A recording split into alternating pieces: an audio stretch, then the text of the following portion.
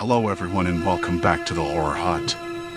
Before you drift off, it would be a nice idea if you could leave a comment to let me know where you are listening from. Please don't forget to give the video a like and subscribe to the channel. Right, let's get comfy and relaxed, and let's begin. Story 1, Tainted Meatloaf at mile marker 52, Toxic Secrets on the Highway. The highway had a way of folding into itself after a while, like a long, tired sigh. It wasn't much. A squat building with peeling paint and a neon sign buzzing faintly above the door. The kind of place where you could smell the engine grease mingled with burnt coffee and something faintly metallic under it all. The parking lot was half full of big rigs and the occasional beat-up sedan like mine, the one with the chipped headlight and the stubborn heater that never quite kicked in. I was tired, the kind of tired that burrows deep into your bones, and my stomach was a persistent rumble reminding me I hadn't eaten since breakfast. Inside, the air was thick with the scent of fried food grease, onions, and something sweet that I couldn't place. The fluorescent lights flickered overhead, casting uneven pools of pale light across the laminate tables. A man in a stained apron was wiping down the counter, his movements slow, as if the day had already beaten him. I slid into a booth by the window, the vinyl cracked and sticky beneath me. The menu was the usual: burgers, fries, meatloaf, and a few sandwiches. But taped to the wall was a new addition: try our special today, spiced meatloaf surprise, in shaky, handwritten letters. I wasn't usually one for specials, especially in places like this, but something about the word surprise struck a chord. Maybe it was the way the letters were smudged, or the faint line of dust on the edges of the paper, as if it had been there too long. I ordered it, figuring I could use a change. The waitress brought it out after a longer wait than I expected. The plate looked ordinary enough: meatloaf with a reddish glaze and a side of mashed potatoes that had lumps like little hills. I took a bite. The taste was strange. Not bad, exactly, but odd, like cinnamon mixed with something else, faintly bitter. I tried another forkful, hoping my taste buds were off. The texture felt off, too almost spongy. I swallowed hard, pushing the thought aside. I was hungry, and it was food. I noticed a couple of truckers eyeing me from the counter, their talk low and rough, but I caught snatches. Something about a chemical plant nearby. "Leak," someone said, voice low. "They're hushing it up." I turned my head sharply, but they fell silent, pretending I wasn't there. It felt like a warning, or maybe a test. I shrugged it off, telling myself it was just talk, the kind of rumors that floated around places like this. By the time I left, the sun had finally slipped behind the hills. The air was cooler, carrying the scent of pine and dust.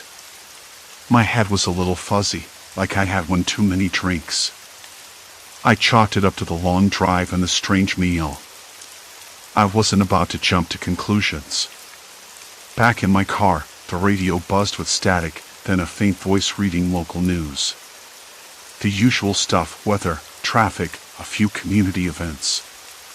No mention of any emergency or leak. I turned it off and stared out at the darkening highway, the road stretching ahead like a ribbon disappearing into the night. The fuzziness in my head grew, subtle at first, like a slow tide rising. I blinked hard, trying to clear it. The dashboard lights seemed too bright, the shadows outside too deep. I could taste that strange bitterness, lingering at the back of my tongue. My hands felt clammy. A thin film of sweat coated my forehead, though the night air was cool. I tried to shake it off, telling myself I was imagining things. Maybe I was just overtired. I pulled the jacket tighter around me and started the engine. The headlights cut through the darkness, illuminating the empty road ahead. But the uneasy feeling didn't leave. It settled deeper, a quiet weight pressing against my ribs. Something was wrong. I just didn't know it yet.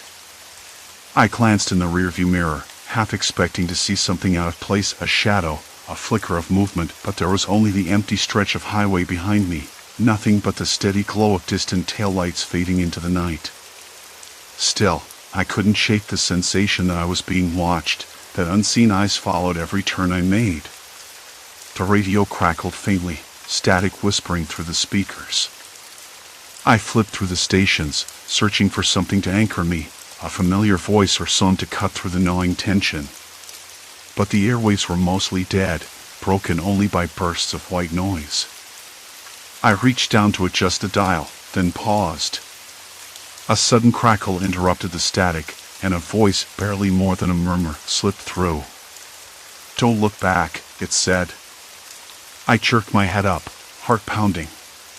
The voice was distorted, warped by the interference, but unmistakably human. For a moment, I thought I'd imagined it, some trick of the static or my fraying nerves. But then it came again, clearer this time.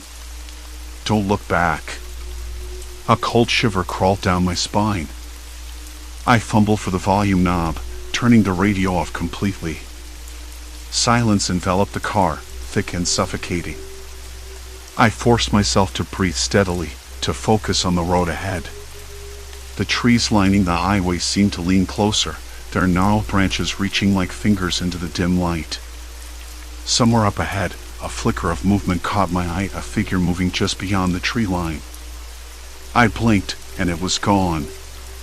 Maybe it had been a trick of the shadows, or my mind playing tricks again. Still, I couldn't shake it. Something was out there, watching. Waiting. I pressed harder on the gas pedal, the engine growling in protest. The road stretched endlessly before me, a ribbon of asphalt swallowed by darkness. I didn't know where I was going, only that staying still felt far worse. The weight on my chest didn't lift, it grew heavier with every mile. And as the night deepened around me, I realized the truth settling in my bones. Whatever was following me wasn't about to let me go. The night didn't get any easier. By the time I pulled into the next rest stop, the sky was a deep, bruised purple, the last light of day bleeding out behind the trees. My hands trembled as I killed the engine, the sudden quiet inside the car almost too loud. I sat there for a moment, breathing shallow, trying to steady myself. The memory of that figure, if it had been anything real, clung to my thoughts like a cold sweat. I didn't want to head back onto the road without knowing more. The truck stop special meal kept replaying in my mind, its strange taste and the dizzying fog that followed. It wasn't just indigestion. Something was wrong. I could feel it, like an itch under my skin that wouldn't go away. I grabbed my phone, fingers fumbling. Signal was patchy, but enough to scrape together some headlines. The chemical plant near here, I remembered that from a weather report days earlier, had a minor leak. That was the official line. But scrolling through local forums and news comments painted a different picture. People were reporting headaches, nausea, strange smells in the air. One post even mentioned a rash spreading through a nearby trailer park. I swallowed hard. It felt suddenly urgent. I needed proof, something concrete. If this leak was real and they were covering it up, I wasn't just chasing shadows anymore. The night air was cool, smelling faintly of pine and something metallic, sharp and sour, like burnt plastic mixed with rust. My stomach churned again. I tried to shake off the nausea as I stepped out of the car, the gravel crunching under my boots. The rest stop was mostly empty, a few trucks idling in the distance, their headlights dim in the dark. Inside, the fluorescent lights flickered overhead, casting a greenish glow on the linoleum floor. The air smelled stale, a mix of fried food and industrial cleaner. Behind the counter, a tired-looking woman with a name tag that read Maggie wiped down the counter with a rag that looked older than her. "Long day?" I asked, voice rough. She glanced up, eyes sharp but tired. "You could say that. We're getting a lot of folks coming through, asking about the plant. Been some weird stories." I nodded, trying to sound casual. Have you noticed anything strange? Smells, maybe? People getting sick? Maggie hesitated, then lowered her voice. You're not the first to ask. Folks around here are nervous. They say the company's hush-hush, but you still catch whiffs in the air like chemicals or... I don't know, something off. Her eyes flicked toward the back door, then back. Don't go poking around too much, if you know what I mean. I did know. That kind of warning wasn't just about safety. It was about fear of what people might find, and what they'd do if it saw the light. Thanks, I said quietly, sliding a couple of bills across the counter. Outside again, the night seemed darker somehow, as if the trees themselves were holding their breath. I pulled my jacket tighter and headed toward the edge of the parking lot, where the road curved toward the plant. From here, the massive outline of the facility loomed, lights blinking intermittently like a distant, mechanical beast. I didn't want to get close. Not yet. But I needed answers. Back in the car, I plugged in my phone and started piecing together what I had. There were reports from locals, symptoms matching mine exactly. Dizziness, nausea, confusion. Some had even been hospitalized, though official statements insisted it was routine safety checks and no cause for alarm. I scrolled through satellite images of the plant, noting the layout, the proximity to residential areas. Something didn't add up. The leak was supposedly contained, but the symptoms were spreading. Then a text popped in from an unknown number. It read, "Stop digging. It's not safe." My stomach dropped.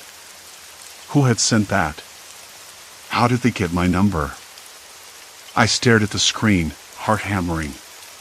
This wasn't just an accident anymore. Someone was watching me, following me. And they wanted me to back off. I locked the phone and sat back, the car's interior suddenly feeling like a cage. The night pressed in, thick and heavy. The figure from the trees earlier wasn't the only thing out there. There was something else, something human, and far more dangerous. I had to find out what. No matter the cost. The engine sputtered as I tried to start the car again. It caught, but the dashboard flickered erratically. Maybe it was the stress, or the lingering effects of that meal. Or maybe something else was already messing with me. The highway stretched ahead, dark and endless. And I knew that the road I was on was no longer just a route home. It was the beginning of something far deeper, far darker. Something I couldn't ignore. The headlights barely pierced the thick fog that rolled in from nowhere, swallowing the edges of the road like a living thing. My hands tightened on the wheel, knuckles whitening. Every instinct screamed to turn back, but the answers I needed, my survival, were out there, hidden in the shadows ahead. Somewhere in that darkness, the truth waited, patient and unforgiving. I swallowed hard, forced the pedal down, and plunged forward into the unknown. The fog didn't lift. I kept scanning the road ahead, but the yellow lines vanished under the fog's weight, swallowed by nothingness. The radio crackled with static, the station's voice cutting in and out like a ghost whisper. I switched it off. Noise wouldn't help. I needed silence, clarity. That special meal, the truck stop surprise, was a mistake. I'd never eat anything unfamiliar again, no matter how desperate the hunger. I glanced down at my hands. They trembled. Not violently, but enough to make me wonder. I rubbed them on my jeans, trying to steady myself. The dizziness came back in waves. It wasn't just the food. No, it was the plant. The leak. That chemical smell I caught outside the truck stop, faint but undeniable. Something toxic, something poisonous. And the silence from the authorities. That was the real poison. I pulled over to the side of the road. The tires crunched on gravel. My breath came out in short bursts, visible in the cold night air. The fog felt suffocating now, each inhale like breathing through a wet cloth. I stepped out of the car, the gravel digging into my boots. The world was small, narrowed down to the dim halo of the headlights behind me. I looked back toward the direction of the plant. Somewhere beyond the thick veil of fog, the sprawling complex sat cold, industrial, and ominous. The chemical towers loomed like watchful sentinels, their blinking red lights swallowed by the mist. I tried to catch a whiff of that strange metallic scent again, but got only the damp smell of earth and diesel. Before I could second-guess myself, my phone buzzed in my pocket. I fumbled with it, the screen casting a weak blue light. A message. Meet me at the last exit before the plant. Urgent. Don't trust anyone else. No name. No number. Just those words. My pulse jumped. The fog seemed to press closer, tighter.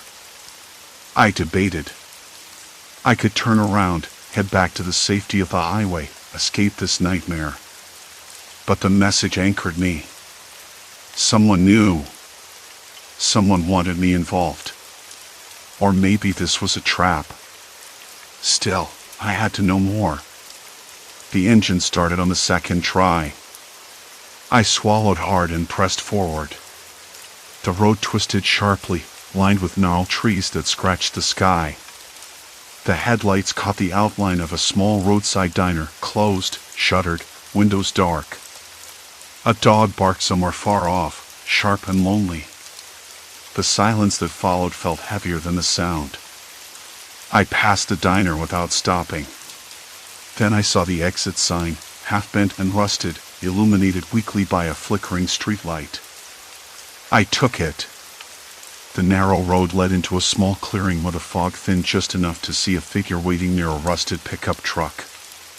A man, mid-40s, wearing a stained baseball cap and a jacket too thin for the weather. His face was shadowed, but his eyes caught the light, sharp and urgent. "You're the one from the truck stop," he said, voice low and rough. "I saw you there. You looked off." I nodded, clutching the steering wheel tightly. "You sent the message." He glanced around, then nodded. "They're watching. The plant's been leaking for weeks. The company's covering it up.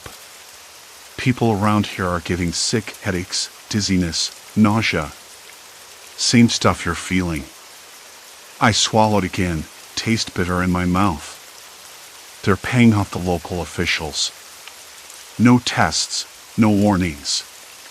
Just silence. They want it buried. His voice dropped. "If you're going to dig, you're crossing a line.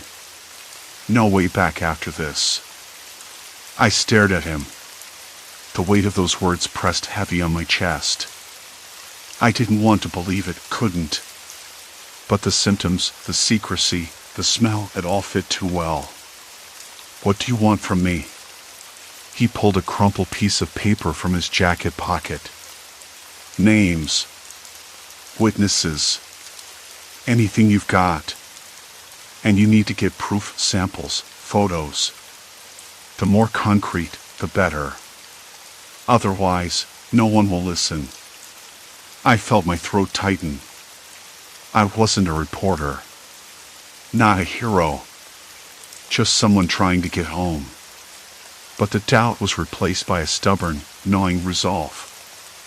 "I'll help," I said quietly. "But I can't do this alone." He nodded, eyes glinting with something like relief. "You won't be. There's a group of us locals, former workers. We meet here, away from prying eyes. We're trying to gather enough to force a public hearing. But we're running out of time." A sudden noise snapped my attention to the trees behind him. Leaves rustled, but no wind. I stiffened. "Did you hear that?" I whispered. He tensed, hand resting near his hip. They're close. They watch everyone. My breath caught. The fog shifted, shadows moving just beyond the reach of the lights. I felt the raw edge of fear, not the kind born from monsters or ghosts, but from people who've decided truth is a threat. "We need to move," he said abruptly. "Now!" Before I could argue, headlights appeared far down the road, cutting through the fog like item. We both froze.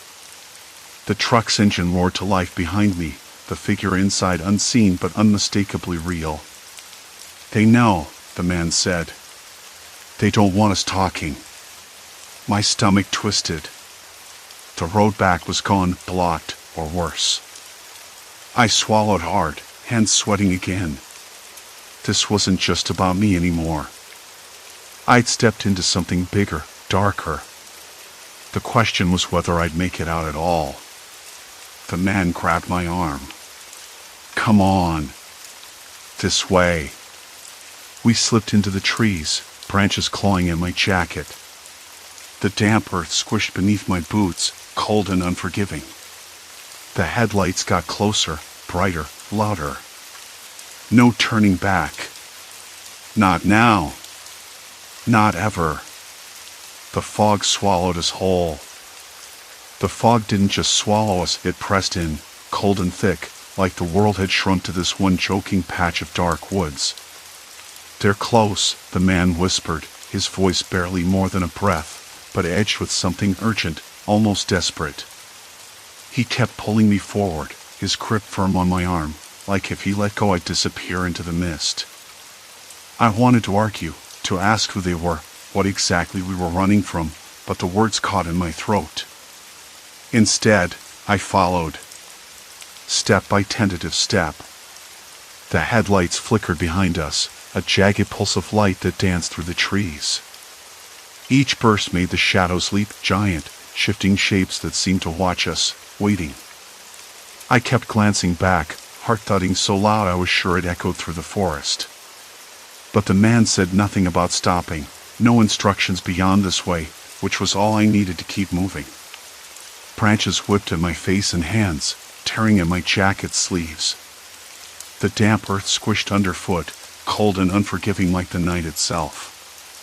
My mind raced, trying to piece together everything, my head swimming with the memory of that truck stop meal, the strange taste that lingered, the nausea that followed, and now this. The man's warning about the leak, the chemical plant secrets, the way the news reports vanished after the first mention. It was all connected.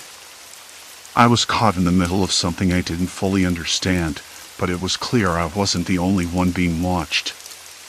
Suddenly, the man stopped, yanking me behind a thick oak. The headlights swept past, blinding and loud, the engine's growl fading into a low rumble. I pressed my back against the rough bark, chest heaving, trying to steady the storm inside. "They're looking for us," he said, voice low and clipped. "They don't want anyone poking around. Not after what happened at the plant." I swallowed hard. "What happened?" My voice cracked, betraying the knot of fear tightening my throat. He glanced around, eyes sharp in the dim light. "Leak. Toxic chemicals. People got sick. Real sick. They tried to cover it up. The company, the cops, everyone's in on it. But some of us know the truth." The word truth felt heavy, like it carried the weight of 1,000 lies. I wanted to believe him, but part of me wondered if this was just paranoia, a story spun from fear and bad dreams. Still, the nausea, the dizziness, it all made sense in a sick, twisted way. "I don't understand," I said, voice barely above a whisper. "Why me? Why now?" He looked at me, eyes flickering with something I couldn't place. "Because you ate the special dish. The one they slipped the chemicals into, maybe by accident or maybe on purpose. You're showing symptoms, disorientation, nausea, the shakes. The same symptoms the workers got after the leak. You're a walking warning sign."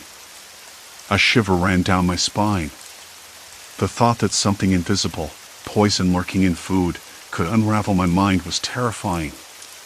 My stomach churned again, the metallic tang returning, sharp and bitter. I rubbed my arms, trying to shake off the cold that wasn't just from the night air. "We have to keep moving," he said, tugging me forward again. "They'll circle back. They always do." We plunged deeper into the woods, the fog growing thicker, swallowing every sound but our hurried footsteps and ragged breathing. My head spun, thoughts slipping like sand through clenched fists. I tried to focus on the man's words, on the map he'd shown me earlier, on the plan, anything to anchor me. But the world tilted, colors bleeding at the edges, sounds warping. The man's hand tightened on my shoulder. "You okay?" "I'm fine," I lied. My voice was weak, distant, like it belonged to someone else. He didn't seem convinced but said nothing. Instead, he kept leading me through the maze of trees and shadows, a silent promise to protect me from whatever waited in the fog. After what felt like hours, we reached a clearing. A small, battered cabin stood at its center, the paint peeling, windows grimy and cracked. Smoke curled from the chimney, thin and gray, the only sign of life in this forgotten place. The man pushed the door open with a creak that echoed in the silence. Inside, the air was thick with the smell of damp wood and stale coffee. A single bulb hung from the ceiling, flickering weakly, casting long, jittery shadows. The walls were lined with maps, newspaper clippings, and scrawled notes pinned haphazardly, a chaotic tapestry of obsession and fear. "This is where I'm safe," the man said, closing the door behind us. "At least for now." I sank onto a rickety chair, hands trembling as I tried to steady my breathing. My mind raced, piecing together the fragments of the night. The truck stop's special dish, the chemical plant's leak, the cover-up, the men hunting us down. It felt like I'd stumbled into a nightmare stitched from real horrors, lies, secrets, and people willing to do anything to keep the truth buried. A sudden noise made me jump, a soft tapping at the window. I looked up, heart pounding in my ears. Outside, shapes moved just beyond the glass, shadows shifting with the fog. The man went to the window, peering out, face tight with tension. "They're watching," he muttered. "They won't stop until they find us." I swallowed hard, the metallic taste flooding my mouth again. My head throbbed, vision blurring at the edges. I wanted to protest, to say we should run, hide, do something, anything. But my body rebelled, weak and unsteady. The man turned to me, eyes dark and serious. "You're not just sick. You're a signal. They'll come for you, for both of us. We have to be ready." I nodded, though every nerve screamed to bolt. Outside, the fog thickened, swallowing the cabin whole. The night was closing in. No one was coming to save us. The fog outside had turned into a dull gray drizzle by morning, cold and steady, like the weight pressing down inside me. I sat up slowly, fingers trembling as I rubbed my temples, willing the fog in my mind to clear. The man was already awake, staring out the window with a look that made the room, with its faint smell of dust and decay, feel smaller, tighter. His jaw clenched every few seconds like he was holding back a storm. "We can't stay here," he said without turning. "They'll trace us, sooner or later." I nodded, swallowing the sudden dryness in my throat. My hand shook enough to rattle the chipped mug on the floor beside me. I wanted to argue, to say we should wait, gather more info, but the truth was simple. I felt like I was unraveling. Outside, the trees swayed under the low clouds, branches scraping against one another like nails on a chalkboard.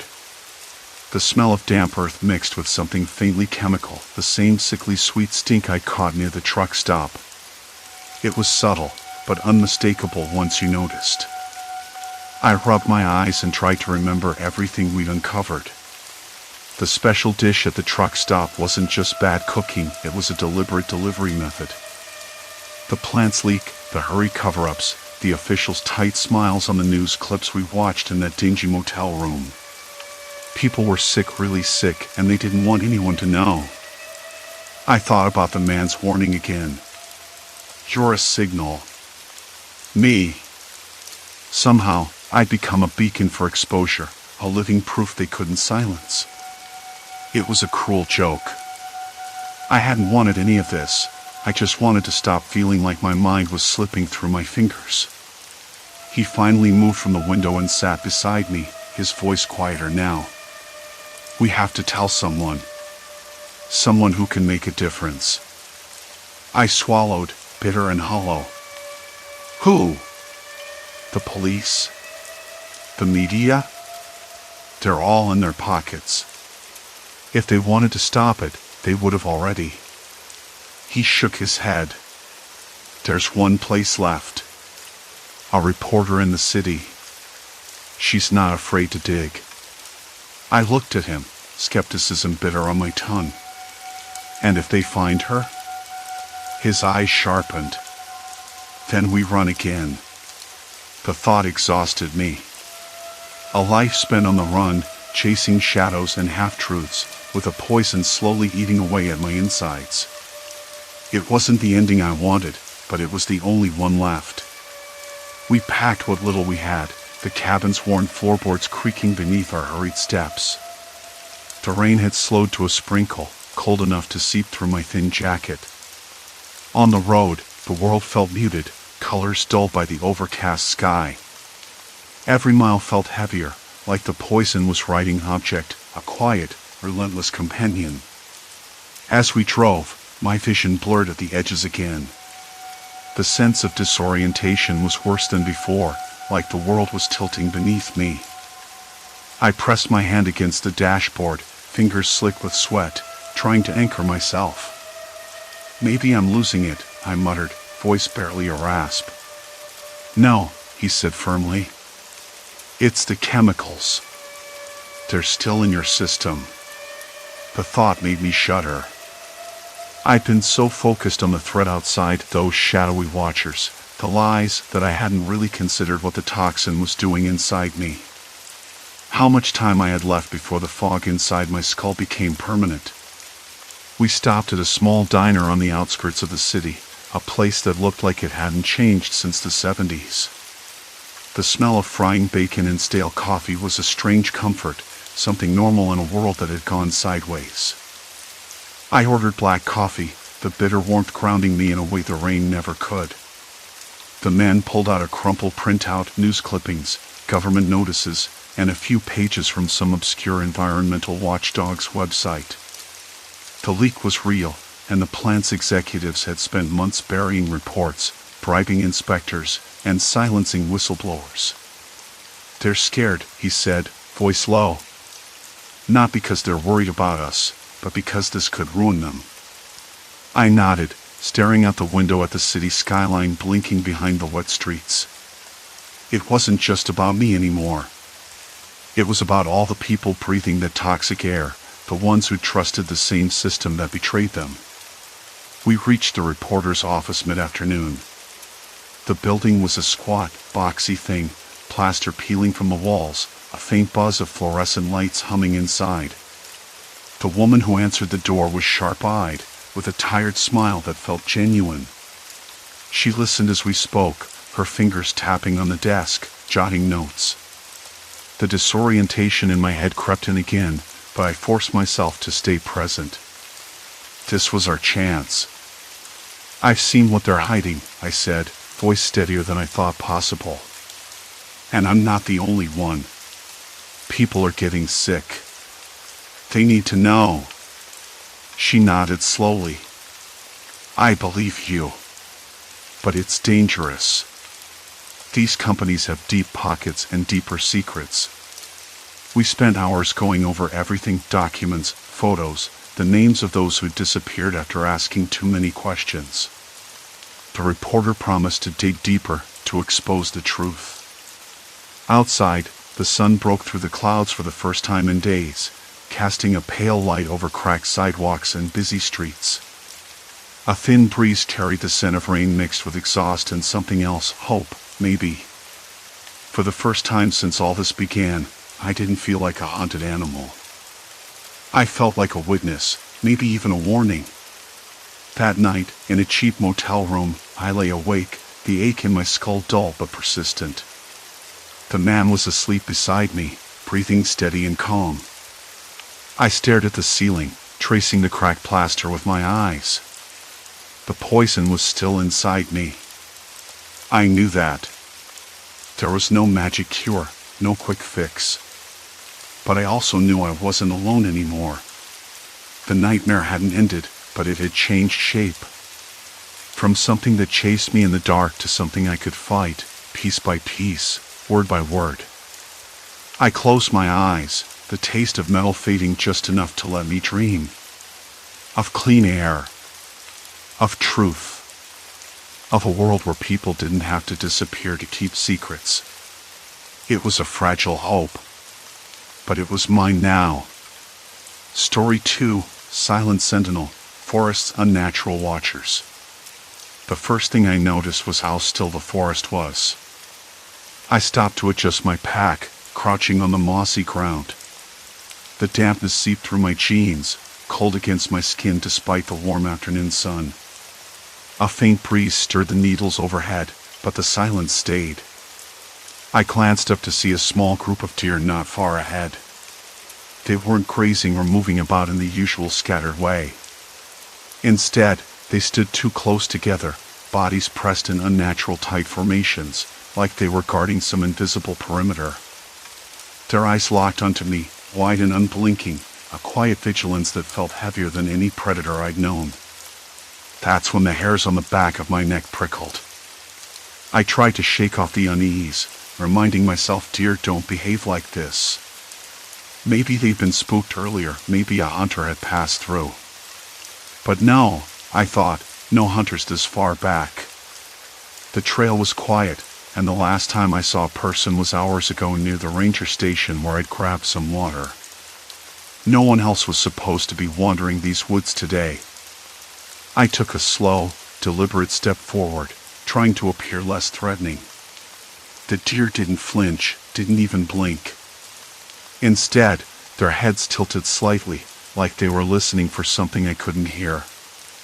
I squinted against the sunlight filtering through the canopy, scanning the underbrush beyond them. Nothing moved. No shadows slipped between the trees. Just those rigid animals, like statues carved in tense watchfulness. I swallowed hard. A dry taste coated my tongue. The thought crossed my mind, maybe they sensed something wrong. Something I hadn't noticed yet. A predator, yes, but not one with claws or fangs. Something cleverer. More patient. The kind of threat that doesn't announce itself with growls or howls. I shook my head. That was ridiculous. I was alone here, miles from the nearest road, with only my own footsteps and the distant hum of a creek to keep me company. Still, the deer stayed put, eyes fixed on me with a calm that felt anything but natural. I tightened my grip on the straps of my pack and took another step. A crack snapped somewhere behind me. My heart ticked in, pounding loud enough I was sure the deer could hear it.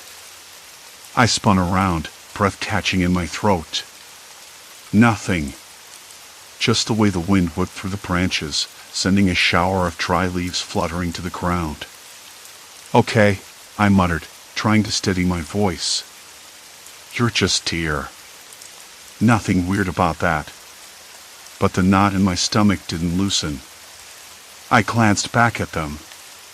The tight formation had shifted slightly, a slow, almost deliberate movement that felt eerily coordinated. They weren't running. They weren't scattering. They were watching. Waiting. I wanted to keep moving, get to the cabin before dusk. The thought of the cozy fireplace, the creak of the wooden floorboards, the way the light would filter through the windows, it was a welcome contrast to the unsettled quiet out here. But something held me there, rooted in place, eyes flicking to the shadows beyond the deer. A faint scent drifted on the breeze, something sharp, like burnt plastic mixed with the earthy tang of moss. I couldn't place it. It wasn't natural. Not for this forest. My fingers itched to pull out my phone, to check the map or call someone, but the signal was weak, a single bar blinking stubbornly at me. No good. I crouched down, trying to calm my breathing. The forest floor felt alive beneath my palms, cool and damp, littered with twigs and pine needles. I let my eyes wander to the horizon where the trees thinned and sunlight reached the ground in golden patches. The cabin would be just beyond that ridge, maybe an hour away if I kept up a steady pace.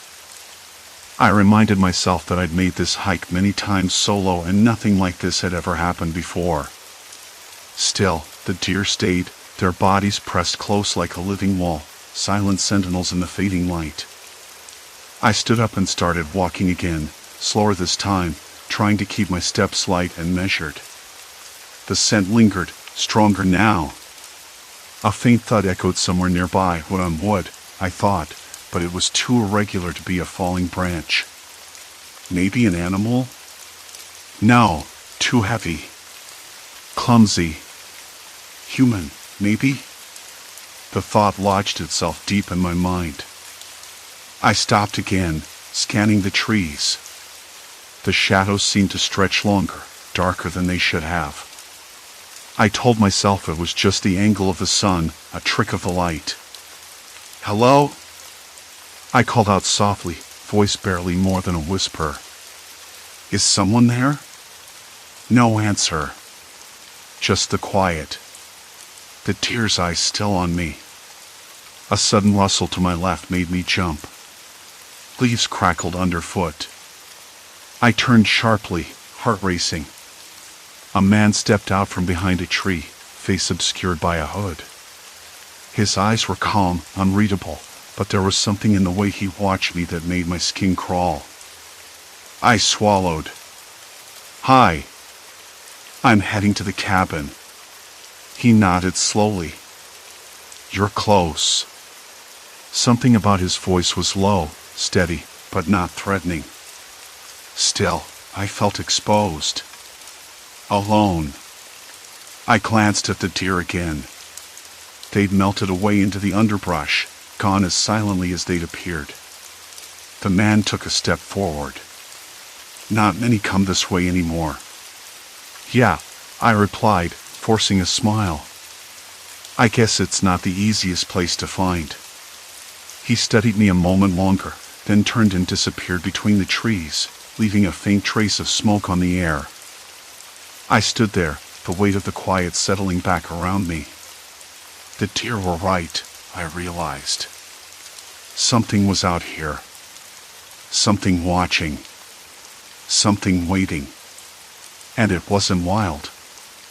The man vanished into the trees like a shadow folding into dusk, and the forest swallowed his faint scent, smoke, and something colder, almost metallic. I stood still for a long moment, fingers brushing the rough bark of a pine, trying to steady my breath. The silence was heavier now, as if the woods themselves were holding their breath. The deer had disappeared too, and with them, the eerie stillness they brought. But the feeling lingered, prickling at the back of my neck. I checked my watch. Almost 6 in the evening. The sun was dipping low, sending long shafts of orange light that barely touched the forest floor. The cabin was supposed to be just over the next ridge. I forced myself to move, boots crunching on dry twigs, eyes scanning every shadow, every flicker of movement. Something about that man, his calm, the way he watched me, hung in my mind. Not threatening exactly, but deliberate. Like a chess player waiting for the next move. I tried to shake it off, but the thought gnawed at me. Why was he here? Who was he? The path curved sharply, and there, between 2 ancient oaks, I spotted the deer again. Not scattered, but clustered. Tight. A dozen of them, maybe more, their bodies pressed close like soldiers in formation. I stopped, heart thudding.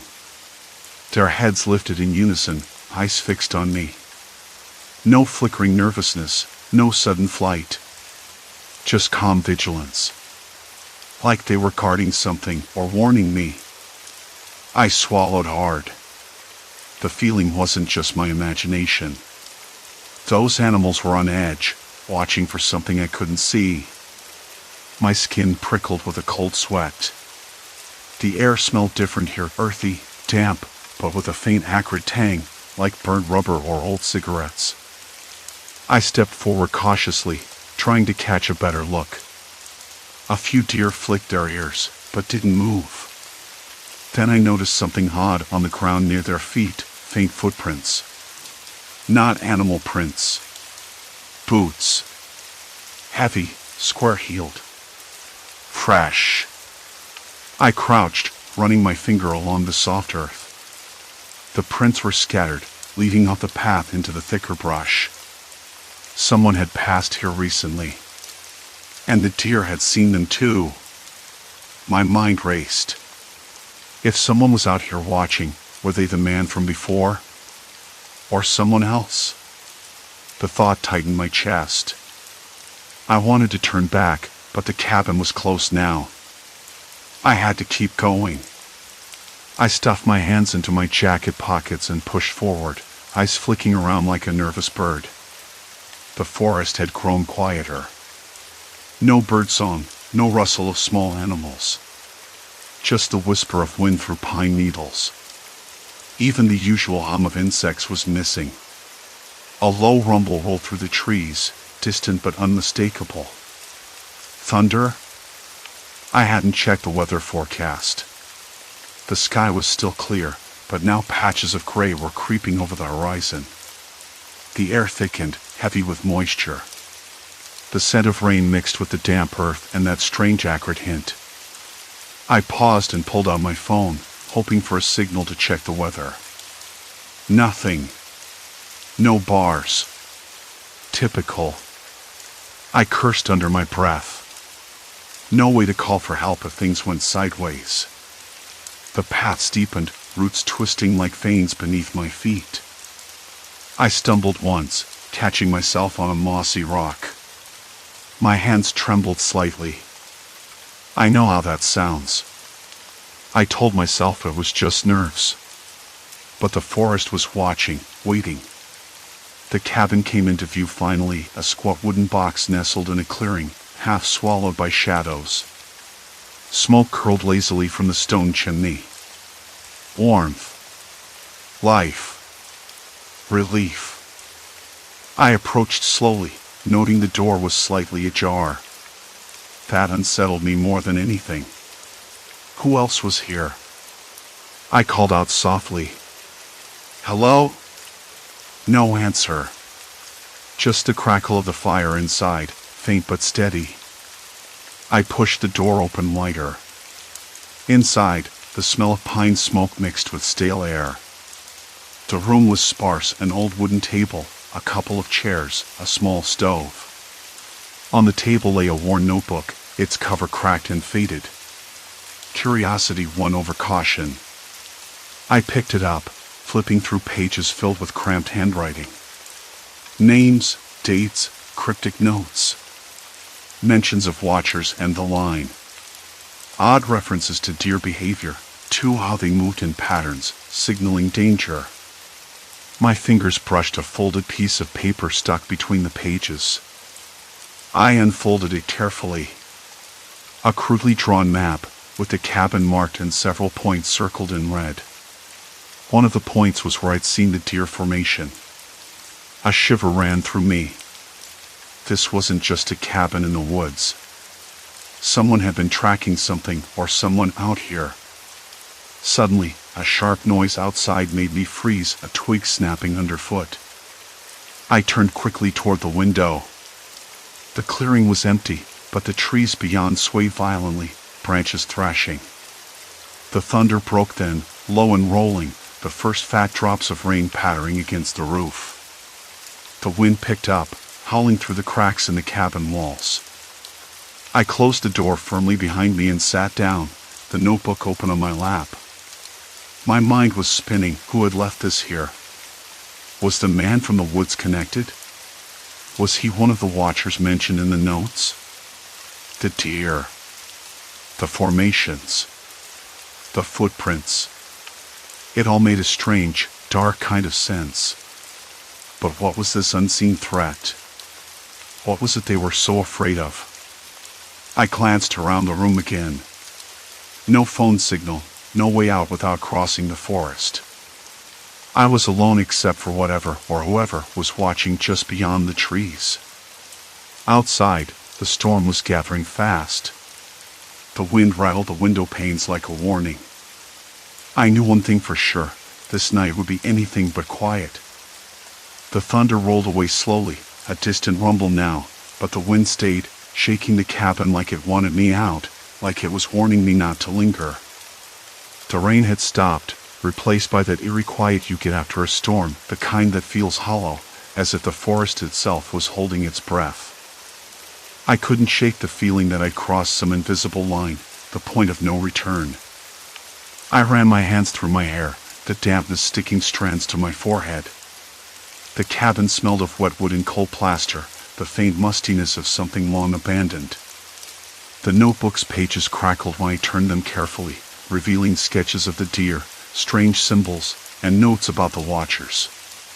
The writer's words hinted at a presence out here, something more calculated than a predator stalking its prey. And then the part that made the hair on my neck rise, the suggestion that the deer acted as more than just animals. They were messengers, or warnings, or maybe something else entirely. I leaned back against the wall, eyes closed, trying to absorb it all. That's when I heard it, footsteps. Slow, deliberate, crunching on the gravel outside.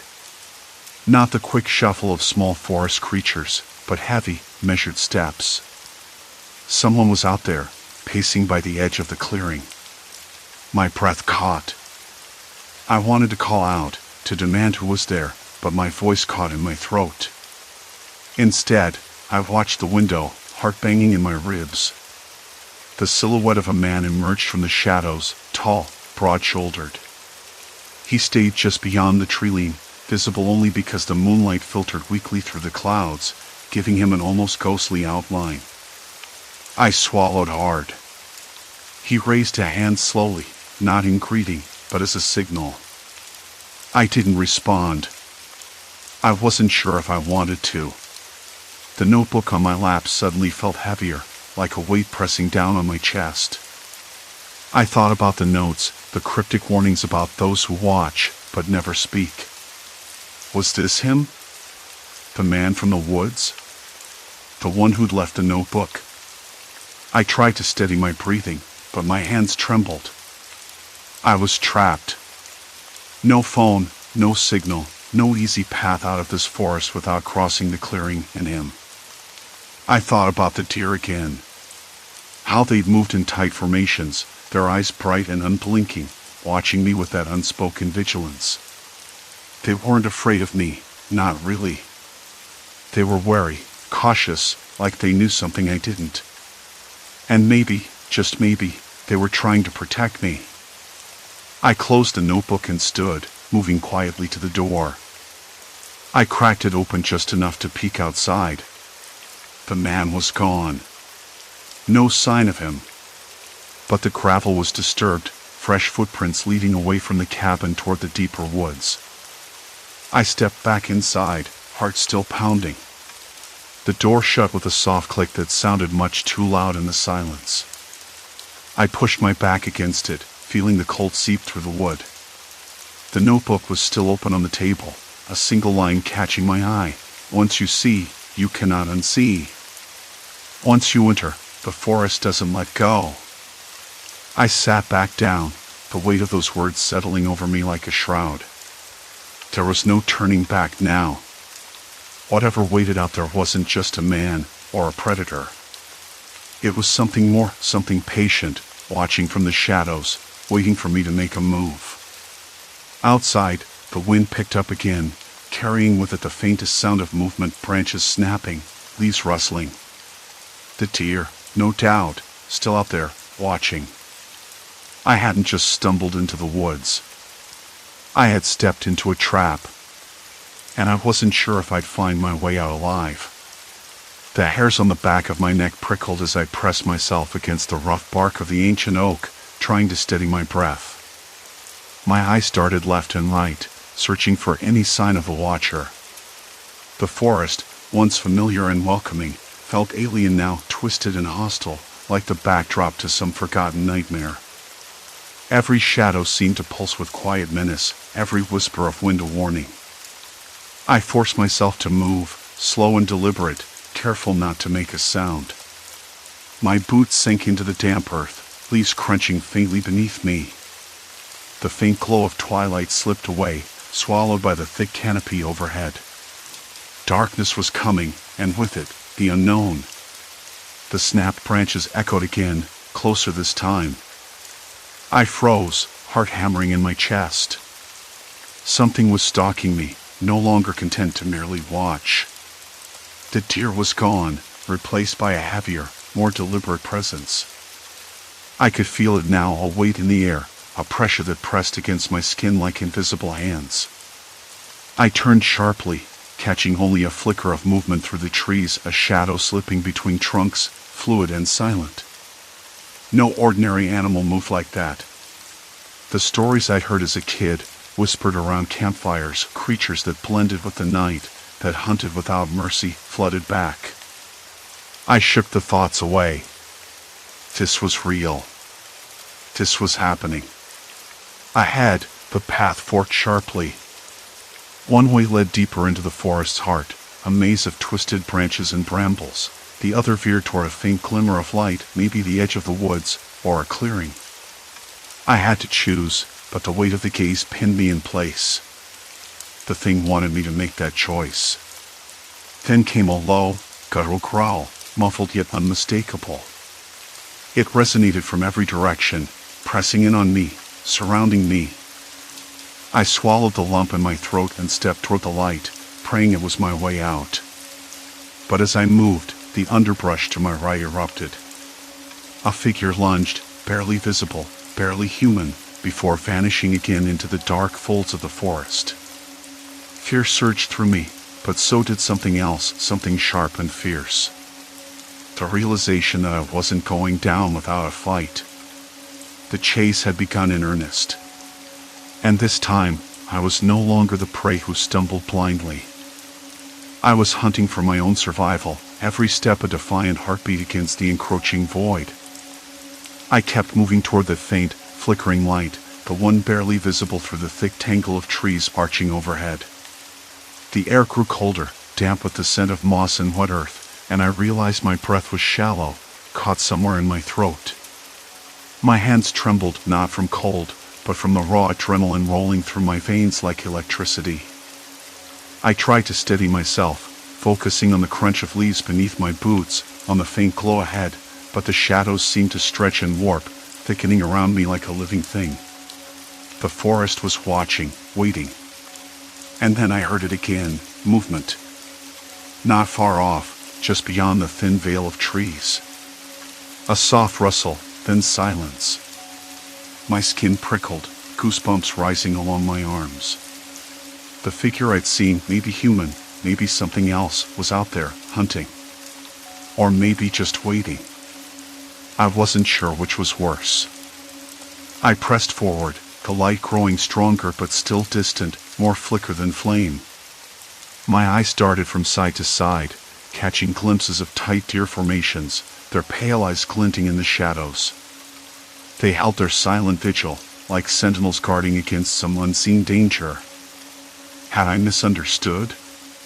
Were they warning me or warning against me? The question twisted in my chest, tightening like a noose. Then, a voice. Whispering, barely audible, but unmistakable. You shouldn't be here. I froze. The voice was close, too close. It came from the right, somewhere just off the path. My head snapped toward the sound, heart hammering against my ribs. Nothing but trees. Who's there? I called, voice cracking. No answer. Just the quiet sway of branches and the distant call of an owl. I swallowed hard, forcing myself to take a step forward, then another.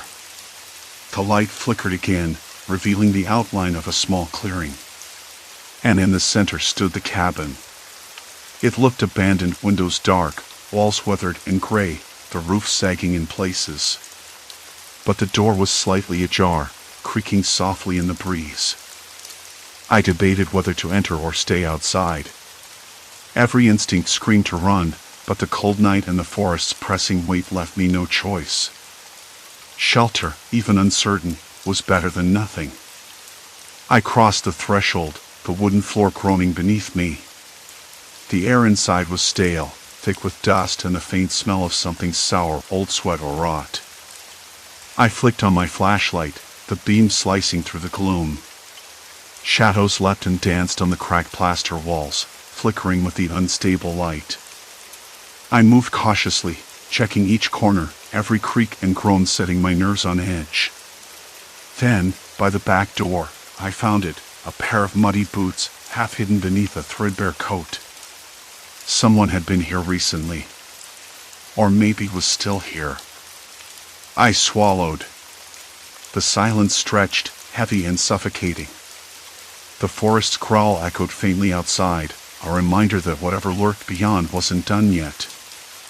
I needed to find out who or what was waiting in the dark. And I needed to be ready. My fingers brushed against the cold metal of the door handle. Heart hammering, I slowly turned it, the hinges protesting with a low creak. The night air rushed in, thick with the scent of damp earth and decaying leaves. Moonlight spilled across the porch, casting long, wavering shadows that seemed almost alive. I stepped outside, boots crunching softly on the frost-hardened ground.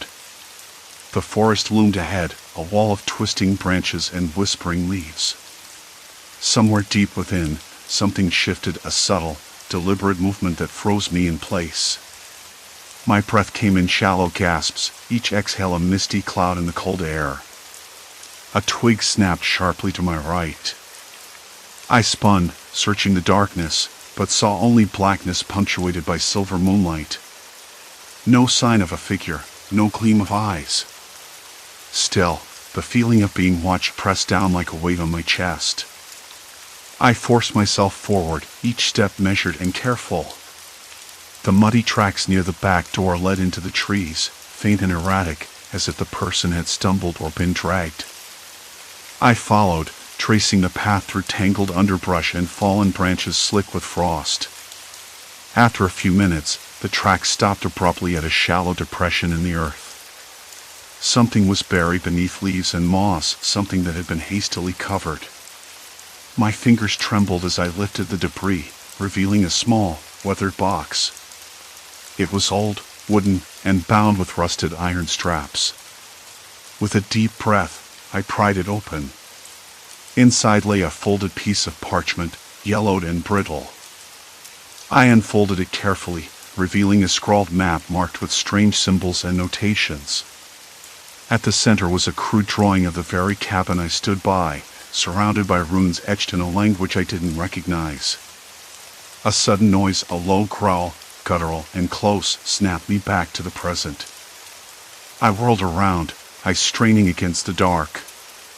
Two yellow orbs gleamed from the underbrush, reflecting the moonlight. The creature stepped forward, its silhouette hulking and misshapen, fur-matted and dripping with something dark. I barely had time to react before it lunged. Instinct took over. I dove to the side, grabbing a broken branch from the ground. The beast snarled, claws raking the air where I'd just been. I jabbed wildly, the branch cracking against its thick hide. The fight was frantic and raw. The creature's heavy breaths fogged the air as it circled, looking for an opening. I knew I couldn't outrun it, not in this terrain, not tonight. Then, with a sudden rush of adrenaline, I heard a whistle, sharp and piercing, cutting through the night. The creature hesitated, nostrils flaring. From deeper in the woods, a figure emerged, carrying a lantern that cast a warm glow over the scene. The beast growled, retreating a step, then vanished into the shadows. The figure approached cautiously, lowering the lantern. "You shouldn't be out here alone," he said, voice rough but steady. "This forest doesn't take kindly to strangers after dark." I swallowed hard, still gripping the broken branch. "Who are you?" He gave a grim smile. "Name's Harris. And if you're looking for answers, you just found the beginning of a very long night." The lantern's glow flickered weakly against the trees, casting long, trembling shadows over the damp earth. "Why me?" I finally asked. My voice cracked, dry and uncertain. Harris exhaled slowly, the breath misting in the cold air. "You weren't supposed to be here, not tonight. It's not just the forest. It's what people do out here. What they hide." I glanced down at my hands, trembling slightly. The broken branch felt less like a tool and more like a fragile lifeline. "I don't understand." "What was that thing?" It wasn't any animal I've ever seen. His eyes narrowed, lips pressed tight. "You saw shadows and snarls. But it wasn't a beast." "Not really. The deer, the way they moved, they're not afraid of wolves or bears. It's something else, a different kind of predator." My stomach clenched. "You mean a person?" He nodded. "People can be worse. They know the land. They watch. They wait." For a long moment, the forest seemed to breathe around us, and I could taste the dampness in the air, earth, moss, decay. The scent of pine sap lingered, sharp and sticky on my fingers where I'd gripped the branch. Somewhere far off, a dog barked, a sharp, urgent sound that felt like a warning. I swallowed hard. What do I do now? Harris shifted the lantern, the dim light that cast long, dancing shadows catching his eyes. "You get out. That's all anyone can do. But before you leave, you need to know what you're up against. And I need to know why you came here, really." The weight of his gaze pinned me. I wanted to say it was just a hike, a simple escape from the noise of the city. But the truth tasted bitter on my tongue, like cold ash. I had been chasing something I didn't understand, a cabin, a place where I thought I might find peace. Instead, I'd found this tension, this silent warning in the movements of the deer, the unnerving stillness of the forest. I wanted to find the cabin, I admitted. My grandfather's cabin. It's been in my family for years, but no one's been back for a long time. Harris gave a slow nod, like he'd heard it 1,000 times before. That place is a marker. For some, a memory. For others, a trap. He gestured toward the path behind us. If you follow that trail back, you'll reach the main road by sunrise. Stay close to it. Don't wander. I looked at the trail, thick roots and tangled brush, haphazard, uneven underfoot. The thought of walking through the woods alone again sent a chill through me, but staying was no safer. "Why did you come?" I asked, curiosity cutting through my exhaustion. He hesitated, then said quietly, "I'm here because someone has to be. To watch. To remember. To stop others from getting caught." Caught. The word hung between us like a warning bell. What happens if they do? Harris didn't answer right away. Instead, he looked toward the deeper darkness beyond the circle of lantern light. People disappear. Or worse, they turn into shadows themselves. A shiver ran down my spine. Not from cold. From something deeper. The idea that the forest wasn't just a place, but a trap woven by human hands, minds twisted in ways I couldn't yet grasp. I started walking, the crunch of leaves and twigs beneath my boots loud in the quiet. Harris followed at a distance, the lantern bobbing like a slow heartbeat behind me. Each step felt heavier, as if the forest was pressing in, weighing down on my chest. The night didn't offer any comfort. The moon was hidden behind thick clouds, and the trees leaned closer, their limbs like gnarled fingers. I thought about the deer, how they had moved in those tight formations, silent and watchful. It was like they knew something I didn't, or maybe they were warning me. Do the deer always behave like that here? I asked, glancing back at Harris. Not always, he said. Only when the watchers are near. When the silence grows thick. They're not just animals anymore, they're sentinels. The word caught me off guard. Sentinels. Guards in fur and antlers, standing vigil over a secret that wasn't meant to be uncovered. I shook my head, trying to clear the creeping dread. It's hard to believe. But I saw it with my own eyes. Harris's voice softened. Hard truths don't always come wrapped in easy stories. We walked in silence for a while longer. Somewhere behind me, a branch snapped, too deliberate to be just the wind. My breath hitched, heart thudding painfully in my ribs. Harris stopped, holding up a hand. The lantern light flickered and dimmed. Stay close, he whispered. The forest seemed to close around us, the air thickening, smelling faintly of smoke and something metallic, rust, maybe, or old blood. I wanted to say something, to break the silence, but my throat was dry, words caught like thorns. Eventually, the trees thinned, and the first pale blush of dawn touched the sky. The main road appeared, a ribbon of gravel cutting through the wilderness. Relief washed over me in slow, creeping waves, but it didn't erase the weight in my chest. I turned to Harris. Thank you. For everything. He nodded, then looked away, eyes scanning the dark woods. Keep moving. Keep your eyes open. I didn't ask for more. I didn't want to know what else he saw out there, lurking just beyond the edges of the light. Back in the city, the noise was overwhelming. The hum of traffic, the chatter of strangers, the smell of exhaust and coffee, it all felt alien, too loud after the quiet menace of the forest. I kept glancing over my shoulder, half expecting to see shadows trailing me through the streets.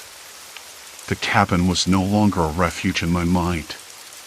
It had become a symbol of something else, a place where the line between watcher and watched blurred, where silence held its own kind of threat. I told myself it was over, that the forest had released me. But sometimes, late at night, I still hear the faint rustle of leaves, the soft patting of hooves, the quiet vigilance of eyes watching from the dark.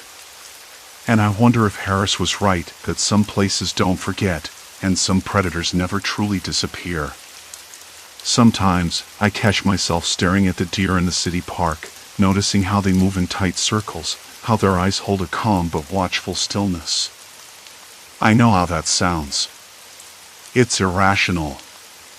But after everything I've seen, I can't help but wonder. Maybe the forest didn't just change me. Maybe it left a part of itself inside, something I can't shake. I still don't know what I was really running from or what almost caught me that night. But I do know one thing, some dangers don't roar. They wait. And they watch. Story 3, Phantom Lights at 7th and Maple, Unseen Passengers Vanish. The first time I noticed something was off, I was waiting for a cab under an old street lamp that buzzed and flickered like a nervous eye.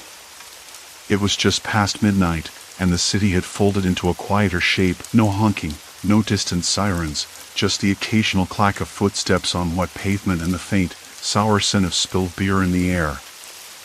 I stood near the corner of 7th and Maple, where the taxi stand usually gathered a small crowd of the city's late-shift stragglers, night owls, and the occasional lost tourist.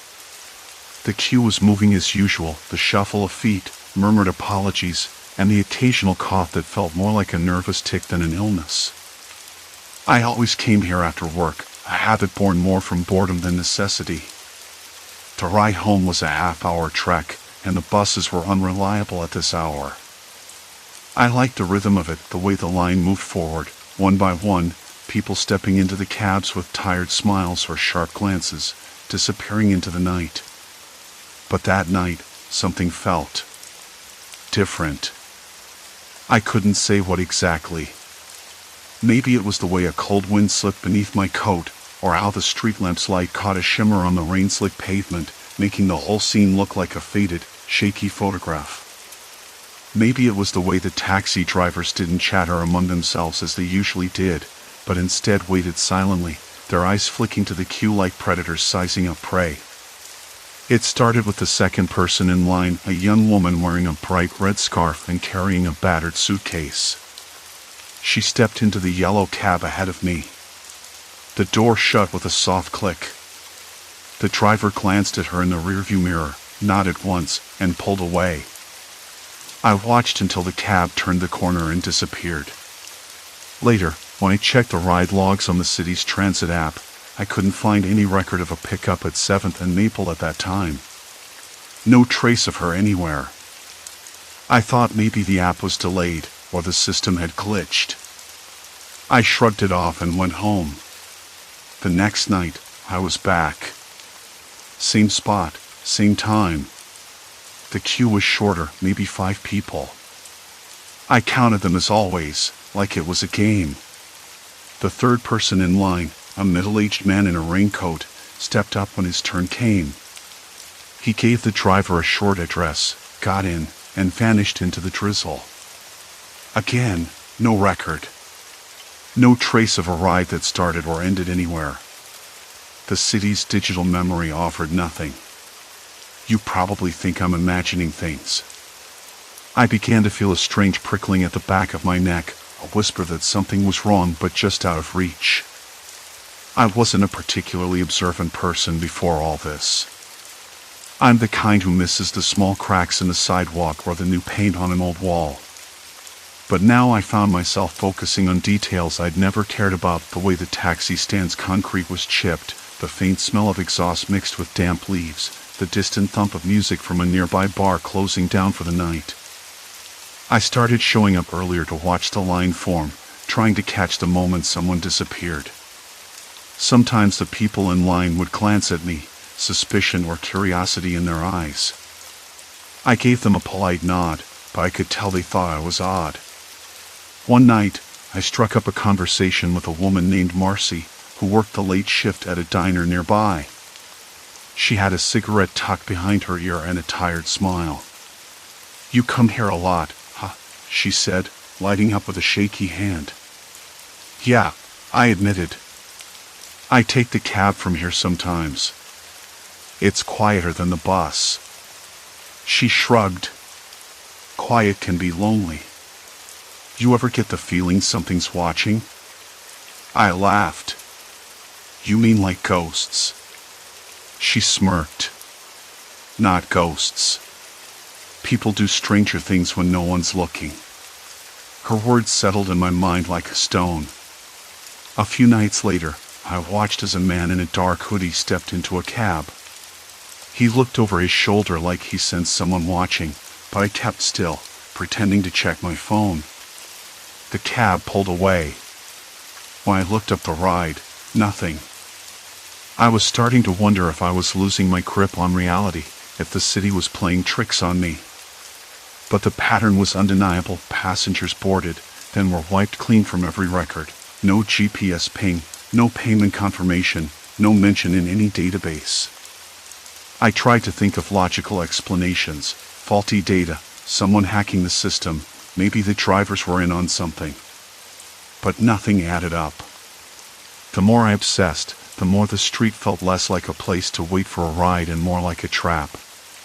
The flickering street lamp, the damp chill seeping through my jacket, the distant hum of a train. Even the smell of wet asphalt seemed sharper, almost metallic. One night, I arrived early and took a spot behind the last person in line, a man in a beige coat who smelled faintly of coffee and something less definable, like old paper. He glanced back once, and I caught a flicker of recognition in his eyes, but he didn't say anything. The line moved forward, and the man stepped into a cab. The door clicked shut. The driver waited a moment, then pulled away into the mist. I pulled out my phone and searched for the ride. Nothing. No record. I felt a cold sweat prickling my scalp. Then I saw it, a message from an unknown number. Stop watching. I froze. The words blurred in the dim light as my hands trembled. My breath came shallow, tasting faintly of the city's damp night. I looked around. The street was empty except for the taxi stand and the buzz of the street lamp. No cars.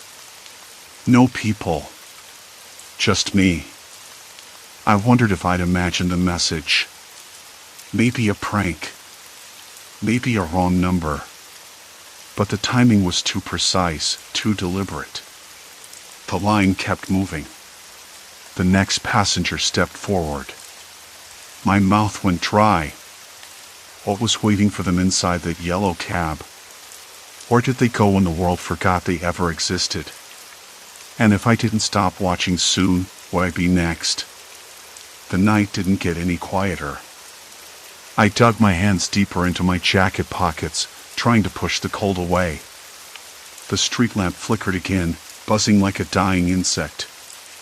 Somewhere distant, a dog barked, sharp, urgent. I tried to make sense of it all, but the pieces refused to fit. The man who boarded the cab before had a flicker of recognition in his eyes when I caught his glance. I should have asked him something, anything, but the moment passed too fast. I wondered if he'd noticed me watching, if he'd felt the same chill I did. Maybe that was why the message came through, a warning to back off. Or maybe it was a threat. I needed answers. I couldn't wait for morning. The idea of sleeping, of closing my eyes and letting this nightmare slip away, was unbearable. By 1 a.m., the taxi stand was nearly deserted. I was alone except for the occasional distant footsteps echoing down empty streets. I pulled out my phone again, scrolling through news sites, social media feeds, anything that might explain the disappearances. Nothing. No reports, no missing person alerts matching the passengers I'd seen vanish. It was as if they had never existed. I decided to try something different. I called the city's taxi dispatch center, pretending to be a passenger wanting a ride. The woman on the line was polite but distracted. When I asked about the specific cabs that had been at the stand, her voice tightened. "Sir, I'm not sure what you mean. We don't have any records of cabs picking up passengers from that location in the past week." That caught me off guard. I had seen the cabs, had heard their engines, smelled the faint scent of leather and gasoline as they idled. How could there be no records? "Are you sure?" I pressed, keeping my voice steady. "Yes, absolutely. Our logs are precise. If a cab picks up, it's recorded. Otherwise, there's no fare, no trip." I hung up, heart slamming against my ribs. No records. No evidence. Just me. The next night, I returned to the stand earlier, around 10:30 p.m., hoping to catch more passengers before they disappeared. The fog was heavier, swirling low around street signs, muffling sounds. I watched the queue shuffle forward again, each person stepping into a cab and evaporating from history. A woman in a bright red coat caught my attention. She looked tired, clutching a worn leather bag, her breath visible in the cold. She glanced my way, eyes briefly meeting mine. I wanted to warn her, to tell her to run. Instead, I just nodded, awkward and silent.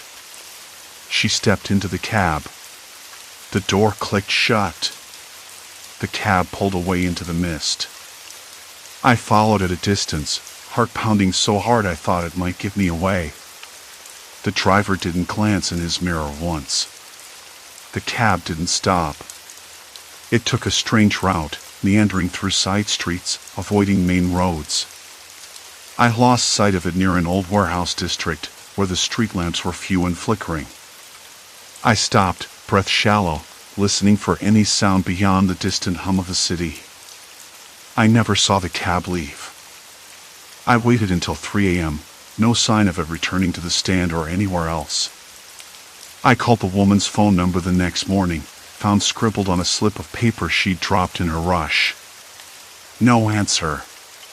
No voicemail. Just dead silence. I was running out of options and patience. At work the next day, I confided in a colleague, Jenna, someone I trusted but rarely opened up to. She raised an eyebrow when I told her everything: the vanishings, the empty records, the mysterious message. "Sounds like you're chasing ghosts," she said, her voice low, almost joking. I could feel my face tighten. I know how that sounds. But it's real. I've seen it. People get in those cabs and disappear. Jenna tapped her pen against her mug, thoughtful. Have you considered it might be something organized? Like human trafficking or some underground operation? I hadn't. But the idea pressed down on me like a weight. It made more sense than ghosts or glitches in reality. Maybe you should report it to the police, Jenna suggested carefully. At least get it on record. I shook my head. And say what? People vanish from taxis, and there's no evidence? They think I'm crazy. She gave me a small, encouraging smile. You're not crazy. But you can't do this alone. Her words lingered long after our conversation ended. Maybe she was right. But how to dig deeper without drawing attention? I felt like I was already under watch. That night, I returned to the stand once more. The fog had thickened, swallowing the edges of the street. I set up a small camera on a lamppost, angled toward the queue. If I could catch footage of the disappearances, maybe I could force the truth out. I stood back, heart hammering as the line moved forward. People stepped up, entered cabs, and vanished again. The camera's red recording light blinked steadily. Then, a familiar figure appeared in the mist. The man from the first night. His eyes met mine briefly, and this time, he spoke. You're digging too deep, he said, voice low. They don't like being watched. A chill ran down my spine. Who? Who are you talking about? He didn't answer. Instead, he stepped into a cab, the door closing behind him with a decisive click. I stared after the cab as it disappeared into the fog. The message on my phone buzzed again. Another text from the unknown number, leave now. But I couldn't. Not when the pieces were falling into place and the shadows were closing in. I was running out of time, and I was nowhere near ready to stop. The fog clung like a wet blanket, thick and unforgiving, as I pulled my jacket tighter and stared down at the small camera perched on the lamppost. I'd spent the last hour replaying the footage on my phone, zooming in on every face, every movement. The queue shuffled forward as usual, people chatting nervously, the occasional cough, the scrape of shoes on cracked pavement. Then the vanishings, passengers stepping into taxis that should have taken them somewhere, but instead erased them. I tried to shake off the unease, but it was like a weight pressing down on my chest, tight and unrelenting. A sudden vibration in my pocket pulled me from the spiral of thoughts. Another message from the unknown number. I hesitated before unlocking the screen. Stop now. You'll regret it. I swallowed hard, vision blurring for a moment. Regret was already a distant luxury. I couldn't stop, not after what I'd seen. Not after the man's warning, or the people who had disappeared without a trace. I glanced back up at the street. The line hadn't moved much. The fog thickened, swallowing the edge of the road, and with it, the sense that I was still in control. I was too deep. Too tangled. I stepped down from the curb and started walking toward the nearest cafe, its neon sign buzzing faintly in the damp air. I needed a break, a moment to catch my breath and sort through the mess in my head. The door chimed as I entered, and the scent of stale coffee and burnt sugar hit me immediately. The place was nearly empty, save for a couple of late-night workers and an old man hunched over his paper. I slid into a booth near the window, the glass cold against my fingertips. My phone vibrated again. This time, a new message. No words. Just a photo. I looked closely. It was the inside of a taxi, the same model that picked up the vanished passengers. But this picture was different. The driver's face was clear. Sharp eyes, a thin smile that didn't reach them. He looked directly at the camera, as if aware of being watched. A shiver crawled up my spine. Why send this now? Was it a threat? A clue? I didn't know, but my gut twisted into knots. The cafe door opened behind me, and I turned just as a voice said, "You're harder to shake than I expected." I froze. The man from the stand stepped inside, shedding his damp coat as he approached. His eyes held a new intensity, a cold edge that hadn't been there before. "Why are you here?" I asked, trying to keep my voice steady. He shrugged, sliding into the seat across from me.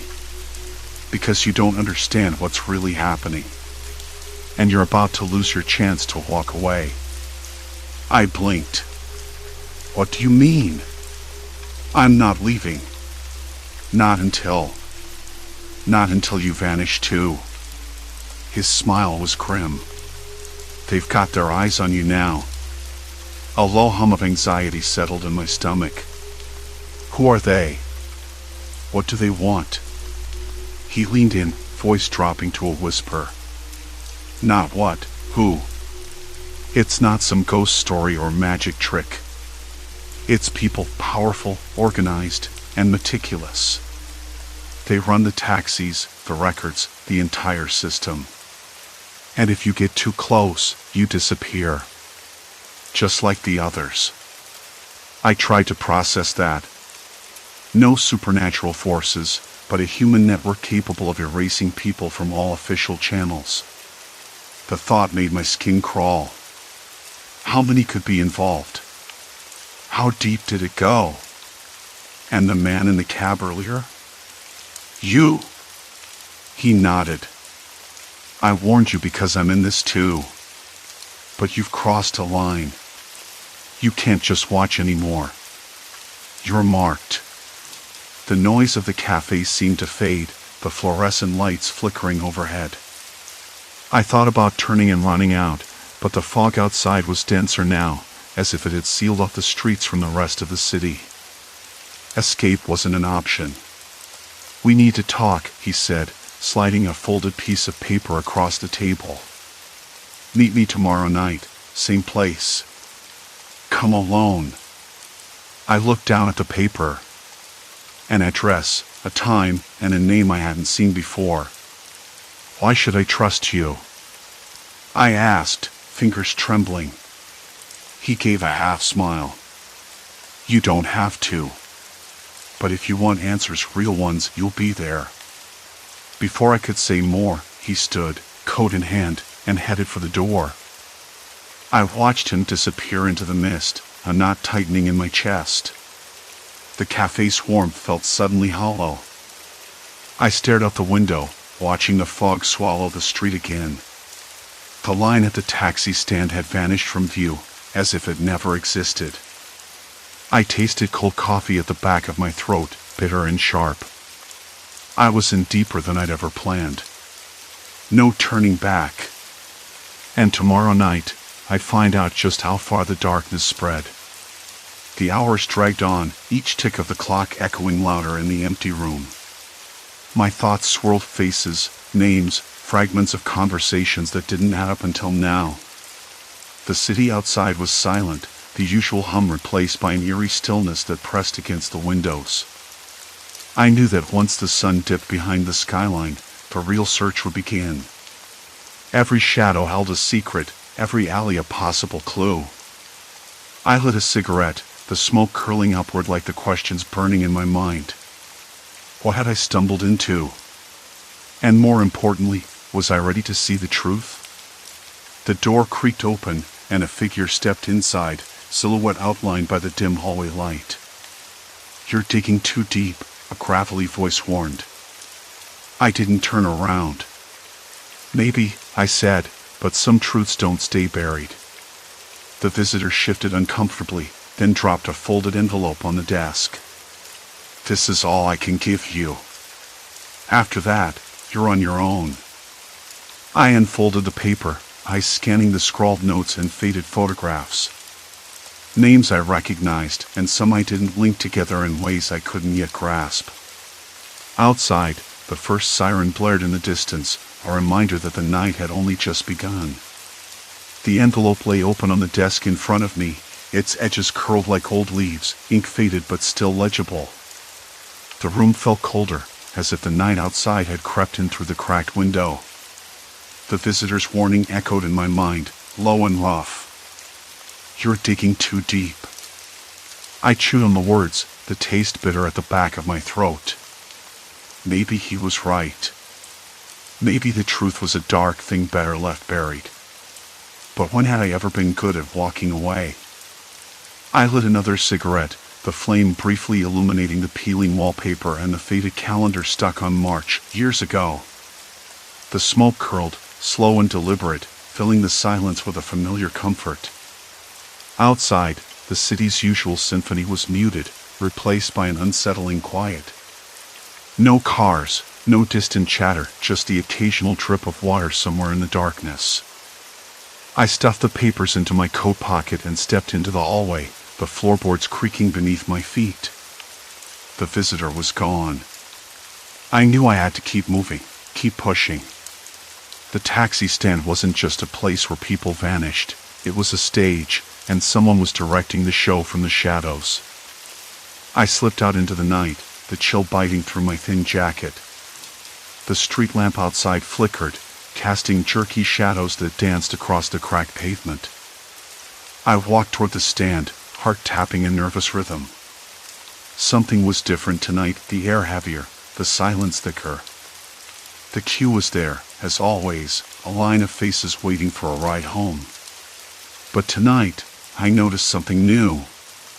The first man in line, a tall figure with a worn leather jacket, kept glancing over his shoulder, eyes darting like he was expecting something. His fingers tapped nervously against his thigh, a staccato beat that matched the tightening in my chest. I edged closer, pretending to check my phone, but my eyes stayed locked on him. The cab pulled up, headlights slicing through the darkness, and the man stepped forward. The driver nodded, door opened, and the man disappeared inside. I waited, breath shallow. 10 seconds. 30. A minute passed. The cab drove off, swallowed by the night. I pulled out my phone, fingers trembling slightly. The man's name wasn't in the system. Not in any database I had access to. No ID, no records. It was as if he had never existed, just like the others. The hairs on my neck prickled. I looked around. The street was deserted, save for the flickering lamp and a solitary cat slinking through the shadows. I felt a sudden weight pressing down, like invisible eyes watching me, judging me. I wanted to run. I wanted to scream. But I couldn't. I had to know. Minutes later, a soft buzz came from my pocket. A message. No number. No name. Just a single line. Stop or join them. My breath hitched. I shoved the phone away, heart thundering. Who was watching me? How had they found me? The room, the taxi stand, the disappearances, they all pointed to something larger, something I hadn't understood until now. I turned to leave, but the street was no longer empty. Figures emerged from the dark, their faces obscured by taps and scarves, moving with a quiet, deliberate purpose. Panic clawed at my throat, but my legs stayed rooted. One step forward, voice low and calm. You shouldn't be here. I swallowed hard, voice barely a whisper. I'm just trying to understand. He tilted his head, eyes sharp but unreadable. Understanding comes at a price. You've seen too much. The others closed in, shadows folding over me like a suffocating blanket. My hands shook, palms slick with sweat. The air smelled of damp concrete and something metallic. Fear, maybe. I thought about running, but where? Into the dark arms of whoever was behind this? No. I had to face it. If I disappeared, if I became another name erased from time, would anyone even notice? Would my story vanish like the rest? The leader's gaze bore into me. Last chance. Walk away. I looked past him, at the empty street stretching into the night. Somewhere out there, the next taxi was waiting. The next victim, waiting to be swallowed whole. And me, standing here, caught between fear and obsession. I took a slow breath, the cold air filling my lungs, steadying my racing heart. I'm not walking away. A flicker of something, respect. Amusement passed over his face. Then the group melted back into the shadows, leaving me alone under the flickering street lamp. Silence settled again. Complete silence. But now I knew. The force stealing those people wasn't something supernatural. It was human. Calculated. Ruthless. And it was watching me. I pulled my coat tighter, the envelope in my pocket burning like a brand. This wasn't just about missing passengers anymore. It was a fight for my very existence. The night stretched on, endless and dark. And I was still standing at the edge of that abyss, wondering how much longer I could survive the descent. A shadow shifted beyond the lamplight, sharp and deliberate. Heart pounding, I took a cautious step back, fingers curling around the envelope like a lifeline. Every instinct screamed to run, but the truth was out now. Turning away meant surrender. The game had only just begun. The figure moved closer, the darkness peeling away just enough to reveal a pair of cold, unreadable eyes. You shouldn't have come here, a voice rasped, low and threatening. I swallowed hard, gripping the envelope tighter, the paper crumpling beneath my trembling fingers. Who are you? I demanded, trying to inject some steel into my voice. But the words felt hollow, swallowed by the oppressive silence thickening around us. A slow, mirthless smile curved the stranger's lips. Someone who knows what you're running from. And someone who won't let you hide anymore. My heart hammered as that smile vanished, replaced by a mask of ruthless intent. I realized then that this wasn't just a chase. It was a reckoning. And I was right in the crosshairs. The cold pressed in from every side. I didn't move. The night air tasted metallic, like iron and sweat, and I could hear the distant hum of a streetlight struggling to stay alive. A dog barked somewhere down the alley, sharp and sudden, slicing through the heavy silence like a warning. The stranger's eyes didn't waver, but there was something behind them, something I couldn't read. I tried to summon some courage, some kind of leverage. If you know what's happening to them, to the people who disappear, then tell me. My voice came out rough, cracked. I swallowed, trying to clear the dryness in my throat. Why erase them? Who benefits from this? The smile returned, slow and bitter, as if tasting something unpleasant. It's not about benefit. It's about control. About making sure the story never gets told. The words felt rehearsed, like part of a script I wasn't meant to hear. You saw the records vanish. You felt the emptiness in the line. But you don't understand what it takes to keep that emptiness. A shiver traveled down my spine, not just from the cold, I thought of all the faces I'd seen disappear, the mother clutching a worn-out shopping bag, the young man with the paint-splattered jacket, the old woman humming softly to herself. Their absence wasn't an accident or a glitch in the system. It was deliberate. "I'm not running anymore," I said, voice steadier this time. "If you want to stop me, you'll have to try harder." The stranger's gaze sharpened, and for a moment I thought they might step forward, closer, but instead, they just nodded once and melted back into the shadows. The streetlight flickered violently and then steadied, leaving me alone with the envelope and 1,000 questions. I didn't sleep that night. Not really. The envelope lay on the kitchen table, its weight heavier than I expected. I opened it again, fingers trembling. Inside were a handful of faded photographs and a folded piece of paper, yellowed and fragile. The handwriting was tight and hurried. "They don't exist here anymore." That was all it said. No signature, no explanation, just those 5 words scrawled across the page like a warning. The photographs were worse. Faces blurred, edges distorted, as if someone had tried to erase them with a ragged eraser. Each picture showed a different person, some from the taxi line, some I didn't recognize. But the one constant was the background, the same cracked pavement, the same flickering streetlight. I traced the lines on the paper, feeling an ache in my chest. What had I gotten myself into? The next day dragged, slow and relentless. I kept checking my phone, trying to find any trace of the missing people, a social media post, a news article, a mention in the police blotter, but nothing. It was as if they'd been wiped clean from the world. I went back to the taxi stand that evening, hoping for some clue, some crack in the facade. The line was shorter this time, just a handful of people waiting.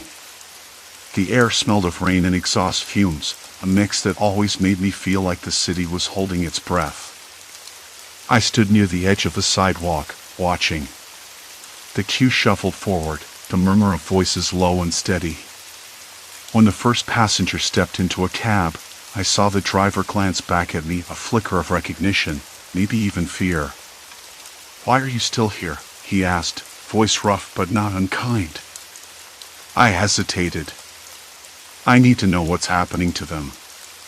He looked away, eyes narrowing. Some things are better left alone. The cab pulled away, headlights cutting through the dusk. The passenger was gone, just like always. The driver's warning settled in my bones. But I couldn't stop. Not now. That night, I followed a cab from the stand, a slow, careful tale through winding streets, every turn a calculated risk. The city felt different after dark, shadows stretching longer, sounds more alive. I kept my distance, slipping into alleys and crossing streets to avoid detection. The cab finally stopped outside a building with shuttered windows and a rusted metal door. The driver got out, glancing around before disappearing inside. The passenger never moved, still seated and silent. I watched, breath shallow, heart pounding in the quiet. Minutes passed like hours. Then, without warning, the cab's engine roared to life, and the passenger was gone. I didn't wait. I slipped closer to the building, hand pressed against the cold bricks. The faint scent of mildew and dust filled the air, cold and heavy with silence. I found a small window, cracked open just enough to slip my fingers inside. Inside was a room, dimly lit, filled with rows of filing cabinets and stacks of paper. The air was thick with the smell of old paper and something else, something faintly chemical, like bleach or disinfectant. And then I understood. This wasn't some supernatural erasure. It was human, bureaucratic and brutal. A system designed to make people disappear without a trace. Files shredded, records altered, lives erased with the cold efficiency of a machine. I sat on the cracked floor, stomach twisting.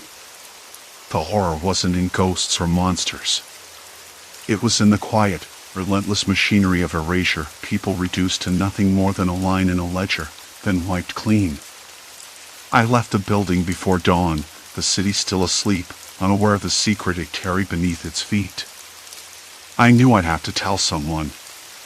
Or maybe I'd end up erased too, just another ghost in the system. But there was something different in me now. A weight, yes, but also a fierce, stubborn need to remember, to make sure those lost weren't forgotten. I went home and sat by the window, watching the first light touch the skyline. The taxi stand was empty now, silent and waiting. And I was still here. Still fighting. Still watching. Story 4, Silent Walls, Psychological Noise Warfare. I never imagined that a simple noise complaint would set anything off. I lived in a beige apartment complex built sometime in the late 70s, with thin walls that had probably seen better days. The plaster was rough and cracked in places, and the vents rattled when the heat kicked on. The kind of place where you learn to ignore the little annoyances, noises, smells, the occasional door slam. I had a routine: wake up, make coffee, open a window if the weather was right, then head out to work. Quiet evenings mostly, reading or watching something on my laptop. The trouble started a few weeks ago. It was a Friday night, unusually warm for early spring. I was trying to wind down after a long week of endless meetings and emails that never quite ended. The apartment next door, number 2B, was hosting a party. Loud enough that the bass shook the walls, muffled laughter and voices spilling into my living room. I checked the clock. Almost midnight. I stared at the wall, feeling the vibrations tickle my ribs. The music thumped again, relentless, and then what was that? A sharp, deliberate knock. Not on my door, but on the wall, like someone was tapping a rhythm. I tapped back, half jokingly, hoping to signal that the noise was a little much. Nothing. The music kept pounding. By 1 in the morning, I was too restless to stay. I scribbled a quick note to the building manager the next morning about the noise. I hoped it would be a one-off thing. Maybe a few words from the landlord and we'd all move on. But the next night, things slipped into something stranger. The music was gone. No thumping bass or laughter. Instead, I heard something else. Whispering. Soft, muffled. Like a secret conversation hiding just beyond the thin plaster separating our apartments. The voices weren't loud enough to make out exact words at first, but they buzzed just beneath my hearing, persistent and unnerving. The kind of sound that curls in the back of your mind and refuses to let go. I sat on the edge of the couch, the cheap fabric rough under my fingers, trying to pinpoint it. The whispers came and went with no clear pattern. At times, they seemed to circle me, bouncing off the walls, then retreating. At others, they were steady, like a low hum. I turned up the volume on my TV, but it only made the whispers seem sharper, cutting through the noise. I told myself it was nothing.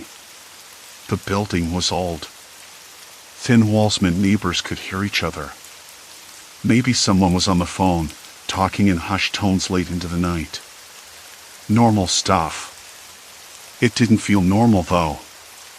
Then, the sound started to change. One night, I was brushing my teeth in the bathroom when I heard a breathy laugh just beyond the wall. Not a laugh that comes from joy, but something tight, controlled, almost cruel. I froze, toothpaste foam drying on my lips. The hairs on my neck prickled as the sound faded into silence. I thought about calling out but didn't want to seem paranoid. When I looked back in the mirror, my reflection seemed duller, eyes a little whiter than usual. The next evening, I caught a faint tapping again. But this time, it wasn't random. It was deliberate, almost like Morse code. I pressed my palm flat against the wall, listening. The taps came in a slow, steady rhythm. I tried to translate it, but it made no sense. The more I listened, the more I felt as if someone was watching, waiting for a reaction. The air in the room grew colder, stale. I opened the window, hoping to let in fresh air, but the whispers followed, slipping through the cracks around the frame. I started sleeping with the bedroom door closed tight, the walls pressed close like a cage. Still, the whispers seeped in through the cracks beneath, a quiet invasion that made my skin crawl. I told myself I was imagining things again, that maybe stress was getting the better of me. But there was a scent too, something faint, like burnt plastic mixed with damp earth, that I couldn't place. It clung to the corners of the room, settling into the fabric of the curtains and the worn upholstery of the armchair. One morning, I woke up to find a note slipped under my door. Just a scrap of lined paper with the words "We hear you" scrawled in jagged letters. My hands trembled when I picked it up. I didn't know whether to laugh or panic. I wasn't sure if it was a joke or a threat. I didn't show the note to anyone. Who would believe me? That my neighbors had turned my quiet apartment into a prison of sound and silence, a place where walls listened and whispered back. I kept it folded in my pocket for days, the paper rough and crinkled against my skin. The building manager said there had been no other complaints. That 2BS tenant was out of town. I don't know if he was lying or just didn't want the hassle. I started to keep my windows closed, lights dimmed, trying to make the apartment a fortress. But the whispers didn't stop. They multiplied. Sometimes, I caught fragments of conversations, words that made no sense or names I didn't recognize. Other times, just laughter. Cold. Watching. Waiting. I began to dread the silence, because it left space for the whispers to grow louder in my mind. I tried distraction, music, podcasts, running errands. But they followed me, those muffled voices echoing through the walls, through the thin plaster that separated my world from theirs. At night, I lay awake listening, counting the seconds between taps, tracing the patterns, wondering if they were trying to tell me something or simply to remind me I was never alone. I don't know when the fear started. Maybe when the apartment stopped feeling like home and became a trap. Maybe when I realized that no one was coming to help, and the walls themselves had turned against me. It's a strange thing, being watched by silence and sound all at once. And now, here I am, sitting in the dark, the faint glow of my bedside lamp casting shadows against the walls. The whispers have started again. Closer this time. Clearer. They're waiting. And so am I. The whispers didn't stop that night. Morning came too quickly. I woke with a dry mouth and a thick fog in my mind, the lingering echoes of last night's murmurs pressing against my temples. I sat on the edge of the bed, rubbing my hands over my face, trying to shake the exhaustion that settled deep inside. I glanced at my phone. 6 a.m. too early to call anyone, too late to fall back asleep. I decided to take stock, to do what I could to make sense of the madness. First stop, the walls. I grabbed a flashlight from the kitchen drawer and started tapping along the plaster, trying to pinpoint the spots where the whispering felt strongest. The thin walls weren't just thin, they were paper thin. Every sound, every breath from the neighbors was nearly audible if you paid close enough attention. I moved slowly, flashlight beam jittering against the cracked paint, the rough texture of the plaster uneven beneath my fingertips. The kitchen wall, the one that separated me from the apartment next door, throbbed with faint, irregular noises. Taps. Shuffles. Sometimes a soft sigh, barely above a whisper, but unmistakably there. I leaned in closer, pressing my ear to the cold surface. The air smelled stale, a mix of old smoke and something sour I couldn't place. It made me wrinkle my nose. Then, suddenly, I heard it again, a low murmur, too soft to make out words but definitely human. I pulled back, heart quickening. I'm not crazy. That much I was certain of. I needed evidence. Something concrete. A way to prove to myself, and maybe to others, that these sounds weren't figments of a tired mind. After breakfast, I went online and ordered a small voice recorder, one of those discreet digital devices that could fit in a pocket. It was a desperate move, but I needed to capture what I was hearing, to understand the pattern. I set it up near the kitchen wall, taped it down with masking tape I found in a neglected drawer, and left it running. The next few hours passed in an oppressive silence that felt almost unnatural. The city noise filtered in faintly through the window, a distant siren, a dog barking, the rumble of passing traffic.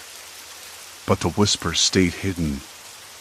I checked the recorder obsessively, rewinding and playing back, straining to catch anything out of place. By late afternoon, I was losing hope. The day stretched long and empty, my nerves frayed by the waiting. Then, as the sun dipped low and the shadows in the room deepened, the recorder picked up something. A barely audible exchange. Two voices, hushed and cautious. One voice was male, the other female. They spoke in short fragments, almost like code. "Heard again," a woman said. "Quiet." "They're listening," the man whispered back. I froze. The hairs on the back of my neck prickled. It wasn't my imagination. They were talking about me.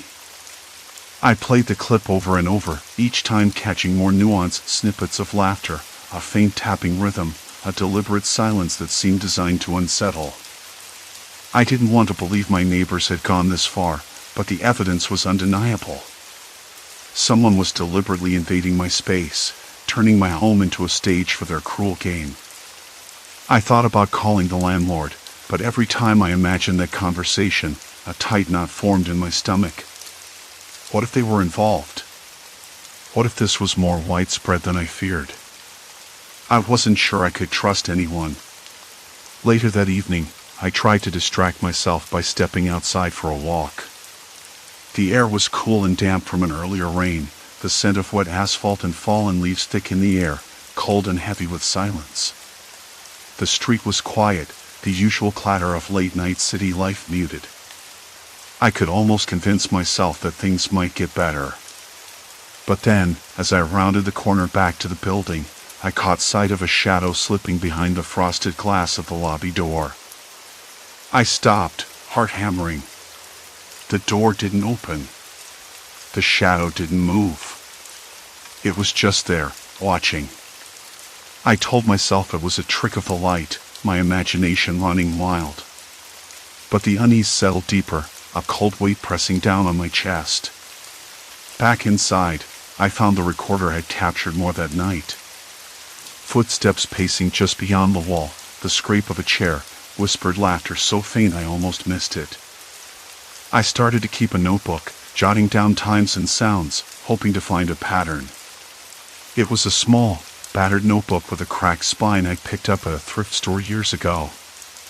The pages smelled faintly of dust and old paper, grounding me somehow in a reality I could cling to. I wrote one entry that night. They're always there. Watching. Waiting. I don't know what they want, but it's not just noise anymore. It's a message. Maybe a warning. Maybe a threat. Sleep was a rare visitor now. When it came, it was uneasy, haunted by the faintest scratch or whisper that pulled me back into wakefulness.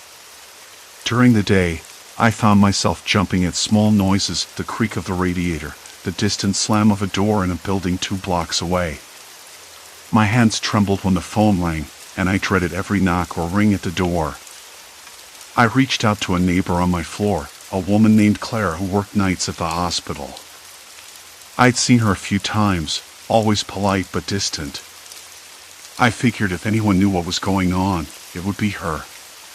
Her door was ajar when I knocked, and she looked tired, cheeks flushed from a long shift. She invited me in without hesitation, then paused when I mentioned the noises. "I've heard some strange things, yeah," she said quietly. "But it's nothing new around here." This building has always had its quirks. Thin walls, weird neighbors. You'd think people would keep to themselves. But the whispers, I pressed. They're deliberate.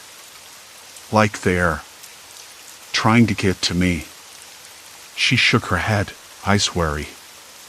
I don't know about that. But sometimes, people do strange things when they're bored or lonely. Or worse, when they want to mess with someone.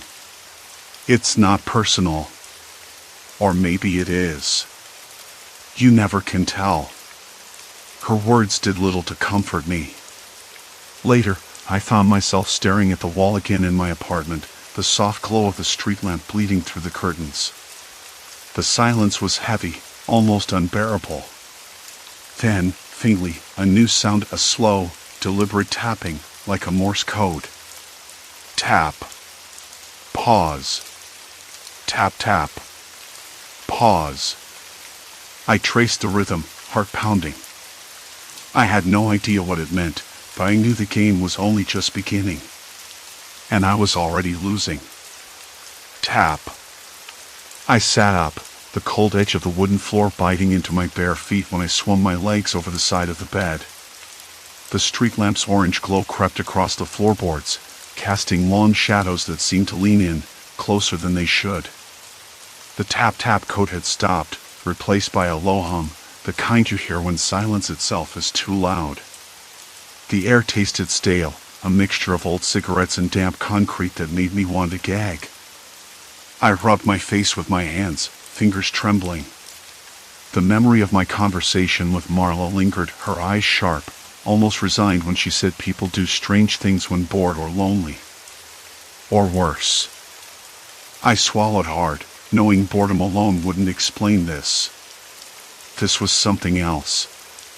Something intentional. My phone buzzed on the nightstand, the screen lighting up with a message from my landlord. I hesitated before opening it. Received your noise complaint. I've spoken with the neighbors. They deny any disturbances. Please try to be patient. I stopped mid-sentence. Patience. Like that was an option. I wanted to reply, to demand more, but the words stuck in my throat. Instead, I slid the phone face down and stared out the window. Across the courtyard, the apartment windows were dark, like empty eyes watching me, silent but alert. I tried to remember the last time I'd felt safe here. It was a vague recollection, like a half-remembered dream. Before the noises started. Before the whispers flooded in. Before I realized how thin the walls really were and how close the neighbors always were, listening. The next morning, the city woke up with its usual clatter, cars honking, distant sirens, a dog barking somewhere down the street. But inside my apartment, the silence was brittle, stretched tight like a drum skin. I paced from the kitchen to the living room, each step sounding louder than it should. I poured a cup of coffee, but the bitterness was drowned out by a metallic tang on my tongue, the taste of anxiety. I caught myself staring at the wall again, the same one I'd been fixated on the night before, trying to decipher the tapping. I pressed my ear against it, the rough plaster cold against my cheek. The muffled whispers returned, softer now, but unmistakably human. They weren't speaking at once but in fragments, sentences broken and incomplete. You can't hide. Heard everything. Why bother now? The hairs on my neck prickled. I pulled back, heart hammering. They knew I was listening. They knew I was scared. And they were playing me. I forced myself to leave the apartment. The hallway was dim and smelled faintly of mildew and old varnish. I walked toward the stairs, but the creak of the floorboards under my boots felt too loud, like announcing my every move. Downstairs, the lobby was empty except for the mailboxes, some with peeling labels, others jammed shut. I pressed my ear to the wall again. Nothing. No whispers, no tapping. Just the distant hum of the city beyond the building. For a moment, Relief washed over me. Maybe it was all in my head. Maybe I was losing it. But then the door to apartment 2B opened a crack. A sliver of shadow slipped out. I froze. A voice, low and casual, floated through the gap. You should stop complaining. It's better for everyone. The door snapped shut. Better for everyone. Except me. I didn't know who lived in 2B, but the tone was unmistakable. A warning. Not a threat I could ignore. Back in my apartment, I found my hands trembling as I locked the door behind me. I felt exposed, vulnerable in a way I hadn't before. The walls no longer just trapped sound, they trapped me. The days blurred. Each morning I woke to the same muffled chorus. The whispers grew clearer, more direct, almost conversational. Why don't you just move? There's nowhere to go. We're always watching. I wanted to scream, to bang on the walls until they stopped. But I was terrified of what that might unleash. I tried calling the police, but without concrete proof, they dismissed it as noise complaints from neighbors who didn't want to get involved. The landlord dodged my calls, saying he'd done all he could. I was trapped in a building where the walls whispered, where every sound was magnified and twisted, where neighbors who should have been strangers felt like jailers. One afternoon, as I sat on the threadbare couch, the tapping started again, slow, deliberate. I counted it out loud. Tap. Pause. Tap, tap. I shook my head. What if it was code? A message I couldn't understand yet? And what if it wasn't just random harassment? What if they wanted me to know something? The thought was maddening. I leaned closer to the wall, straining to listen. And then, clear as day, a voice whispered right next to my ear, though no one was there. Why are you still here? I jolted back, knocking over my coffee mug, the bitter liquid spilling onto the carpet. My breath came fast and shallow. The impossible closeness of the voice made my skin crawl. I told myself it was just my mind playing tricks. I had to believe that. But deep down, I knew. This wasn't going to stop. Not until I was broken. And the worst part? I couldn't leave. Not really. The lease was locked in for another year. Breaking it would mean a financial hit I couldn't afford. My job was here. My life, tangled and complicated, was here. The building had become a cage, and I was the only prisoner. That night, as I lay back down, the whispers started again. But this time, something was different. They weren't just words. They were promises. Promises of watching. Of waiting. Of never letting me forget. I closed my eyes, but sleep wouldn't come. Because I realized something chilling. This wasn't just noise. It was a broadcast. And I was the only channel tuned in.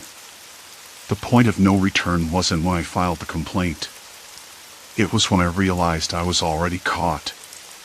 Trapped in a surveillance nightmare crafted by people who never stopped listening. Who never stopped waiting. Who had all the time in the world to watch me unravel. And now, there was no escape. The night stretched on, thin and brittle, like the fragile skin of a dried leaf ready to crack.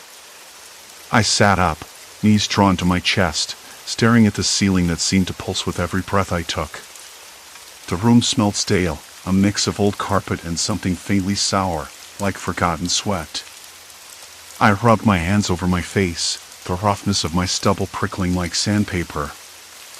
I wanted to scream, but the house was too thin, the walls too thin. If I made a sound, they would hear. They always heard.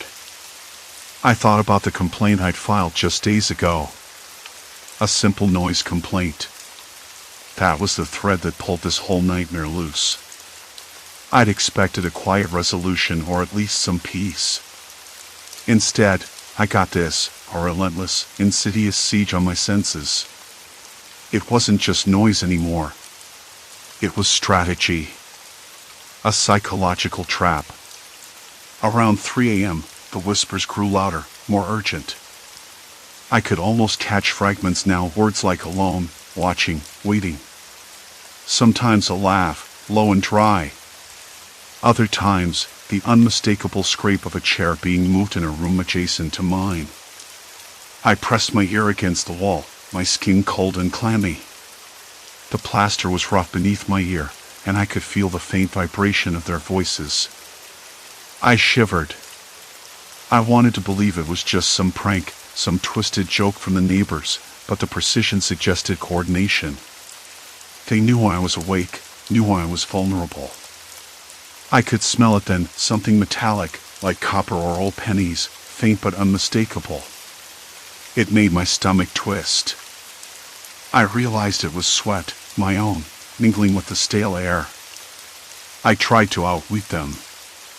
I turned the volume on my TV up, hoping it would drown out the whispers.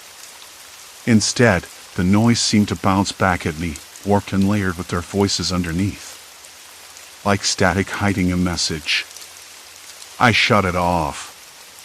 Silence. Complete silence. Then, the whispers returned, clearer than ever. I couldn't escape the feeling that I was being watched. Not just from the walls, but from every shadow in the room. I stood, pacing, my bare feet cold against the faded carpet. The floor creaked, a dull thud echoing through the hallway.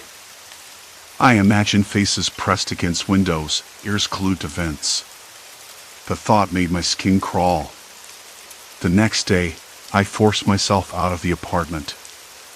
I needed air, a break from the oppressive atmosphere that had settled like a fog inside my skull.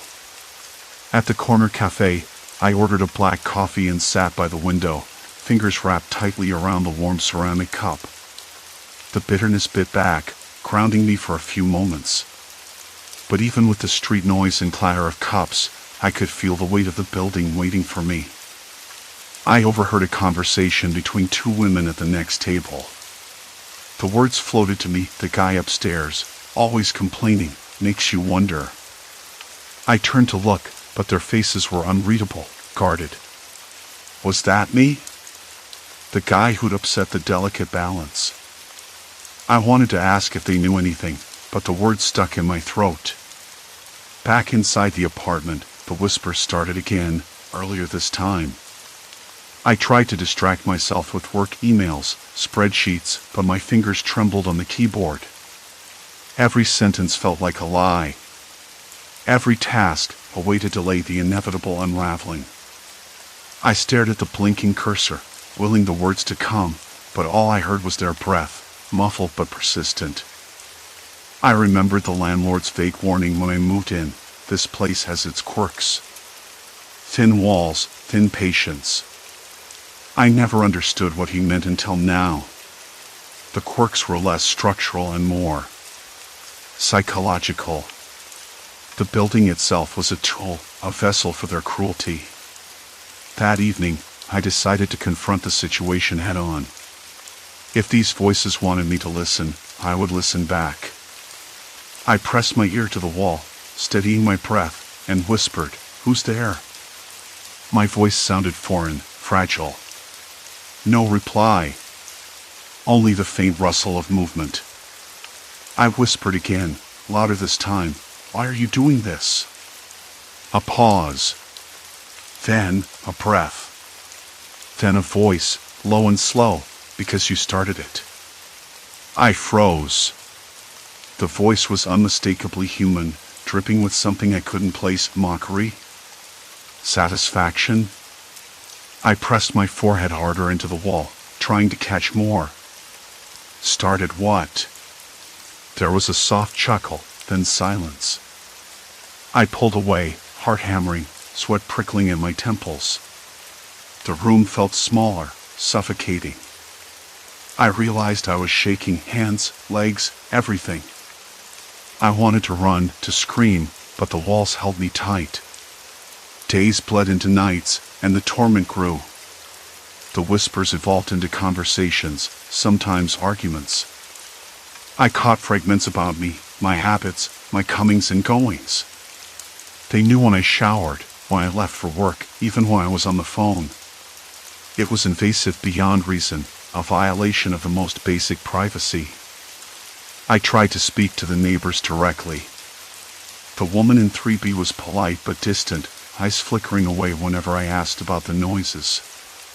The man in 2C smiled too widely, his gaze too sharp. "You're imagining things," he said once.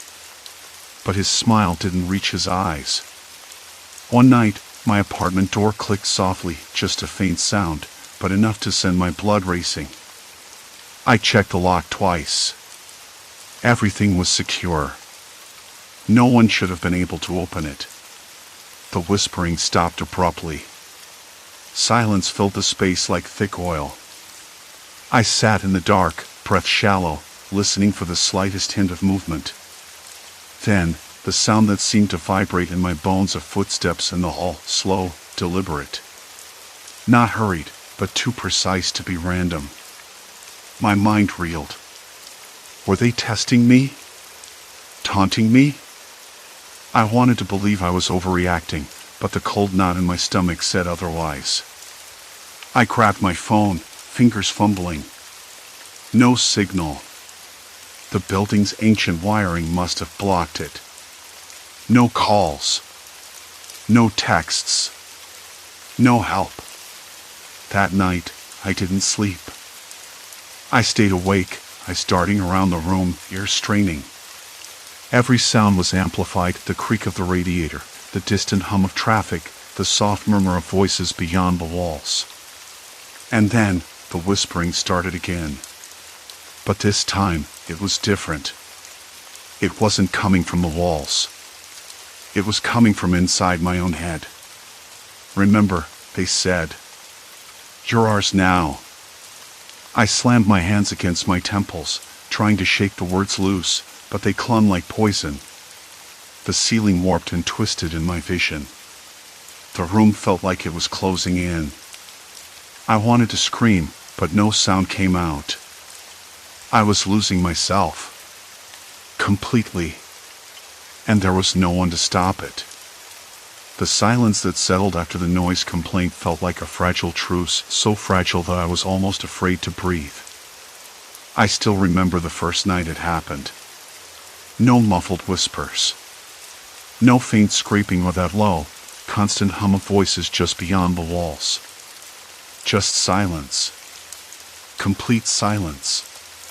It was as if the whole building held its breath. Even the usual creaks and groans of an old apartment building seemed to have vanished. But silence, I soon realized, was just a pause before the next act. It wasn't the loud, glaring noises that had drawn me to file the complaint. It was the whispers, the insidious, half-heard murmurs that crawled through the thin plaster like smoke through cracks. At first, I thought I was imagining it. Maybe my mind playing tricks on me after weeks of exhaustion. But as days passed, the whispers didn't go away. They shifted, became clearer, more deliberate. I remember sitting on the worn-out couch, the fabric rough against my palms, the faint smell of stale coffee lingering in the air. My hands trembled as I held my phone, debating whether to call the landlord again or just lock myself in the bedroom and pretend the walls weren't listening. I could hear them then, the soft voices, barely louder than a breath, weaving patterns of words I couldn't quite catch. They felt too close, too intimate, like someone was standing just behind the wall, watching me. I know how that sounds. Paranoia, right? But I've never been the type to imagine things. Not until this place. Not until those nights where every sound became a threat. The neighbors didn't just stop the noise. They started a different kind of game, one I didn't agree to play. The whispers were only the beginning. Soon, there were footsteps pacing outside my door at odd hours. The faint tap of fingernails on the wall. Once, I even heard my name whispered so clearly it sent a shiver down my spine.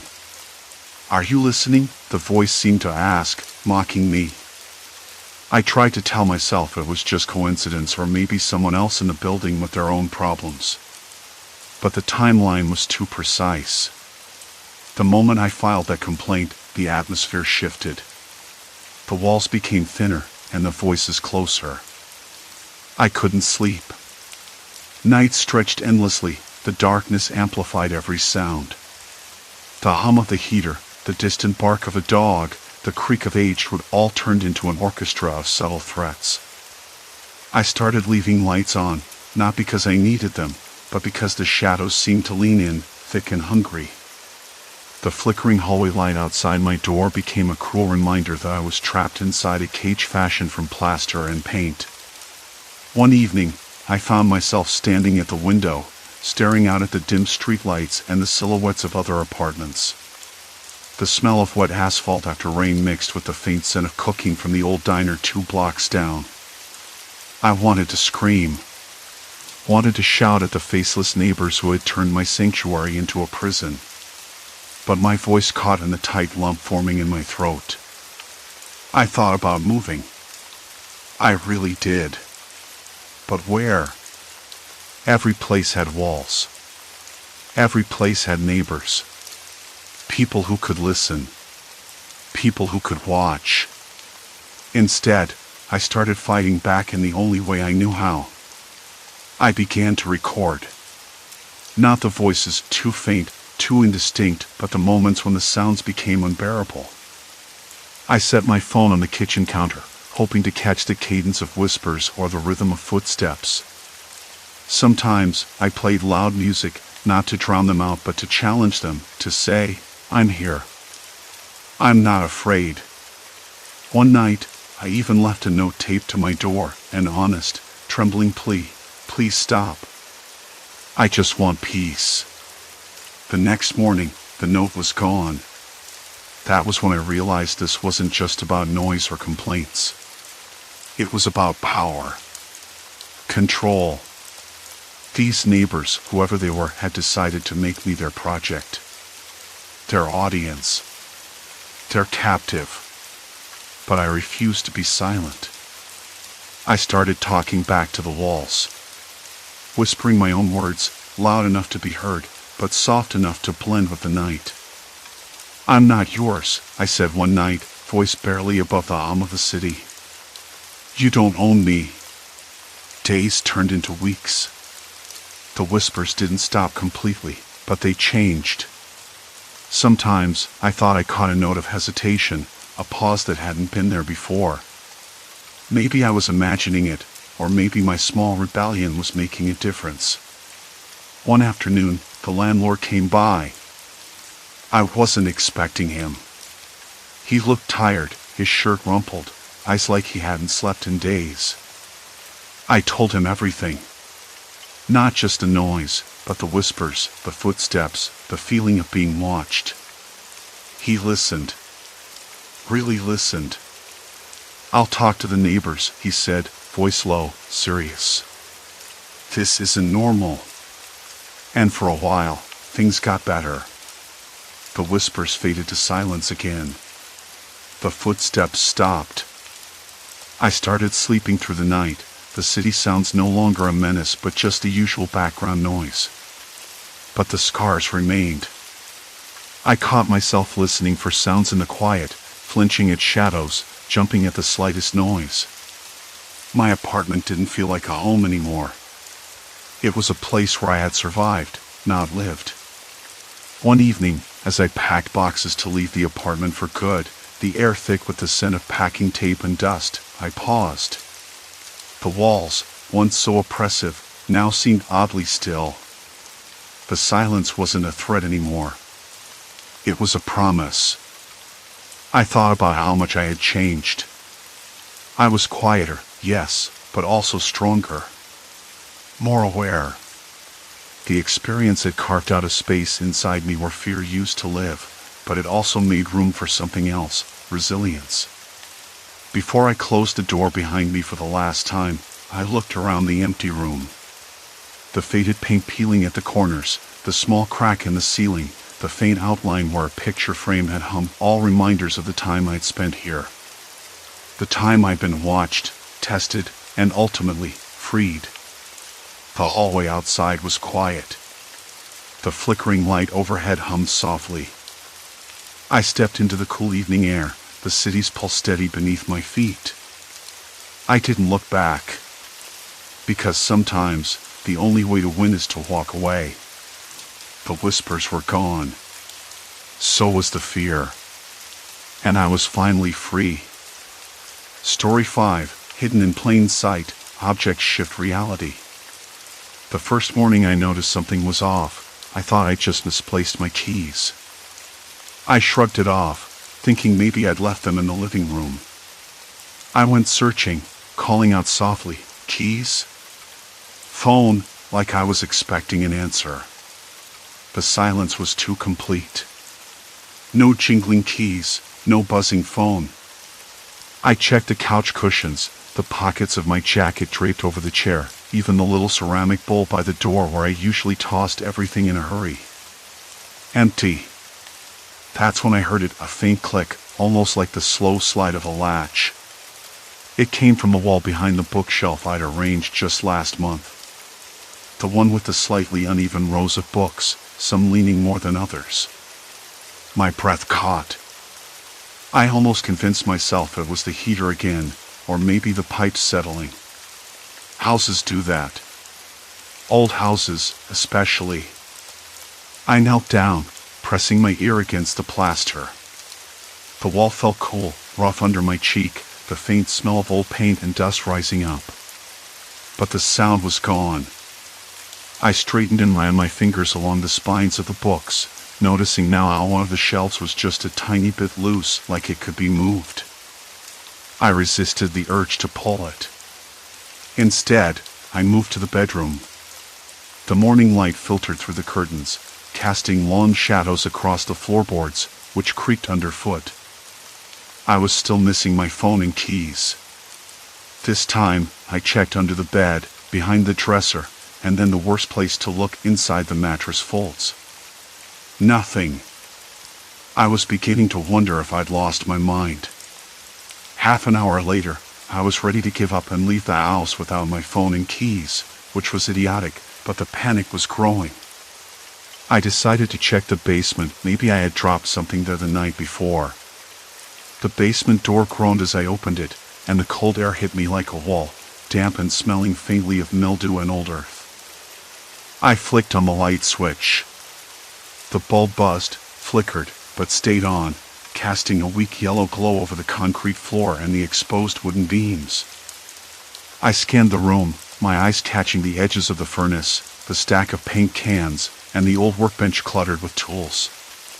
Then I spotted it, my phone, sitting on a narrow ledge behind the furnace. How it got there, I had no idea. The spot was barely accessible, a cramped space I'd never reached before. And my keys, lying just under a loose floorboard near the back corner, where the light barely touched. My hands trembled as I picked them up, slick with dust. The keys felt heavier than usual, as if weighted by the weirdness of their location. Who put them there? Why? I told myself it was some absent-minded prank by a neighbor or a friend I hadn't realized had a key to the place. But I didn't have any close neighbors, and I hadn't given anyone a house key. Back upstairs, I double-checked the locks on every door and window. They were all secure, just as I'd left them. The thought that someone might already be inside the house, watching me, made the skin on my arms prickle. I sat down at the kitchen table, trying to steady my breathing. The room smelled faintly of burnt toast and stale coffee remnants from my rushed breakfast. Outside, a dog barked distantly, the sound wavering and echoing between the houses. The heater clicked off, and then on again. Silence. Complete silence. I tried to remember if I'd noticed anything strange before. Small things, maybe. The feeling of being watched while I showered, or the odd creak in the hallway when I was sure no one else was home. I'd always chalked it up to anxiety or too many late nights working.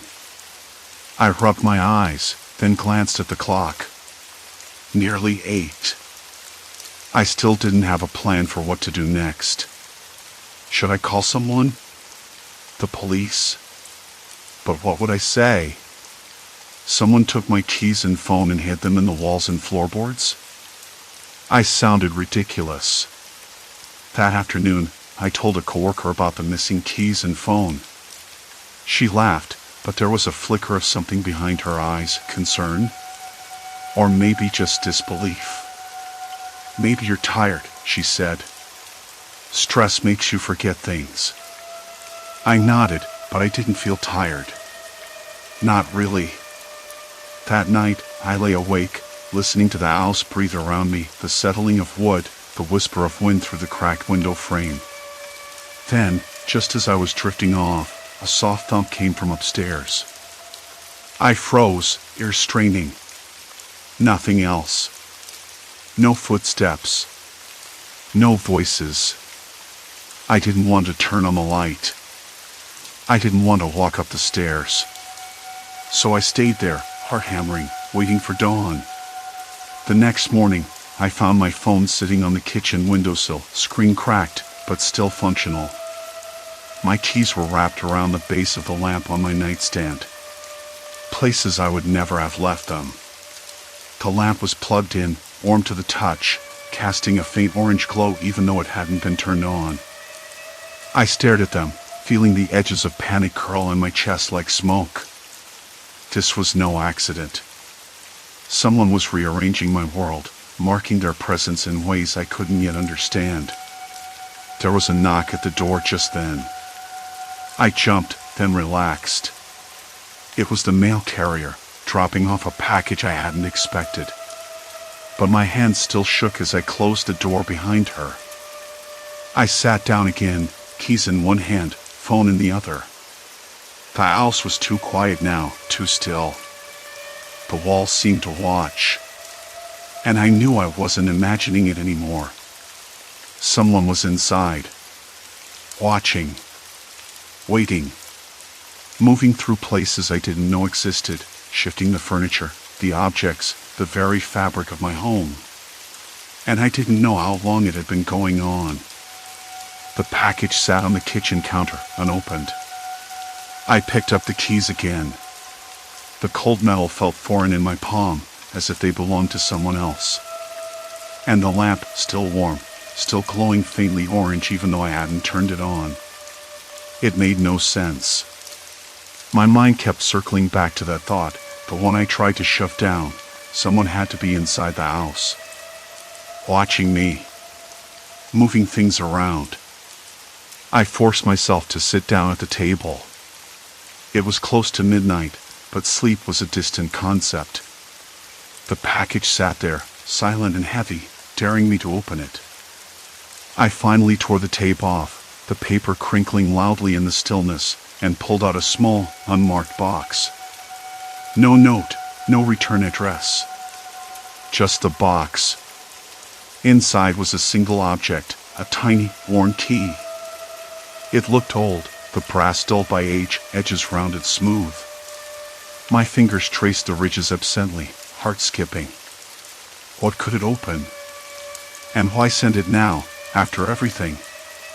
Questions swirled, but I had no answers. Not yet. I decided I couldn't just wait. I needed to know more about the house. About those impossible places where my things had appeared. Walls, floorboards, there had to be a pattern, some secret hidden in the structure itself. I pulled out the flashlight from the hall closet and started with the living room, the oldest part of the house. The plaster walls were rough under my fingers, the paint peeling in places. I ran my hands along the baseboards, tapping for hollow spots. My breath caught when I found one, a faint hollow sound behind a section near the fireplace. I knelt down and pressed my palm flat against the wood. Cold. Solid. But the sound was unmistakable. I grabbed a small screwdriver from the kitchen drawer and gently chipped at the edge. Bits of plaster crumbled away, revealing a narrow dark gap behind the wall. I squeezed my arm in, feeling the rough edges scrape my skin. It was a narrow crawl space, maybe a foot deep and just wide enough to slip through. My mind raced, heart pounding louder than the blood in my ears. Someone had to know about this. Someone who had been inside without me. The flashlight beam flickered as I edged further in, the stale, musty smell of forgotten space hitting me like a wall. Boxes of old newspapers, dust-covered books, cobwebs draped like curtains. I swallowed hard. This was no ordinary house. It was a labyrinth. I pulled out my phone to take pictures but froze. The screen was black. Dead. I tapped it frantically, but nothing. My pulse quickened. I put the phone down carefully, heart heavy. No way to call for help. No way to document what I was finding. I crawled back out, my knees scraping against the floor. I needed to tell someone. But who? My sister? She'd think I was losing it. The police? Without proof, it'd be my word against. Whoever was in this house. Back in the kitchen, the clock ticked past 12:30 a.m., the silence pressing in again. I went to the closet where I kept the old floorboards I'd pried up last weekend for repairs. Running my fingers along their rough edges, I felt a familiar chill. The house was breathing around me, alive with secrets I couldn't yet grasp. Suddenly, I heard a faint creak from upstairs. Slow, deliberate. Someone moving. I froze, breath shallow, eyes wide. The sound stopped as quickly as it came. Silence. Complete silence. I forced myself to climb the stairs, each step groaning beneath my weight. The hallway was dim, bathed in pale moonlight filtering through the curtains. My hands trembled as I checked the doors. All locked. None had been disturbed since I'd last checked. Then I noticed it, the bedroom door. Slightly ajar. I was certain I closed it tight before going to bed. My breath hitched, chest tightening in a slow, simmering panic. I pushed it open. Empty. Nothing out of place. The bed was neatly made, the lamp off, the room still. But on the floor, near the window, was my phone. Face down, screen cracked in a jagged web. I sank down beside it, heart pounding, hand shaking. Someone had been here. In my most private space. Watching. Waiting. I wrapped the tiny key in a napkin and pocketed it. Tomorrow, I'd explore the crawl space more thoroughly. I'd find the places where this person moved unseen. And I'd figure out why. But right now, the house felt colder, darker. It was no longer just a home. It was a trap. The faintest sound caught my attention, a whisper of fabric, a breath in the hall. I wasn't alone. Not by a long shot.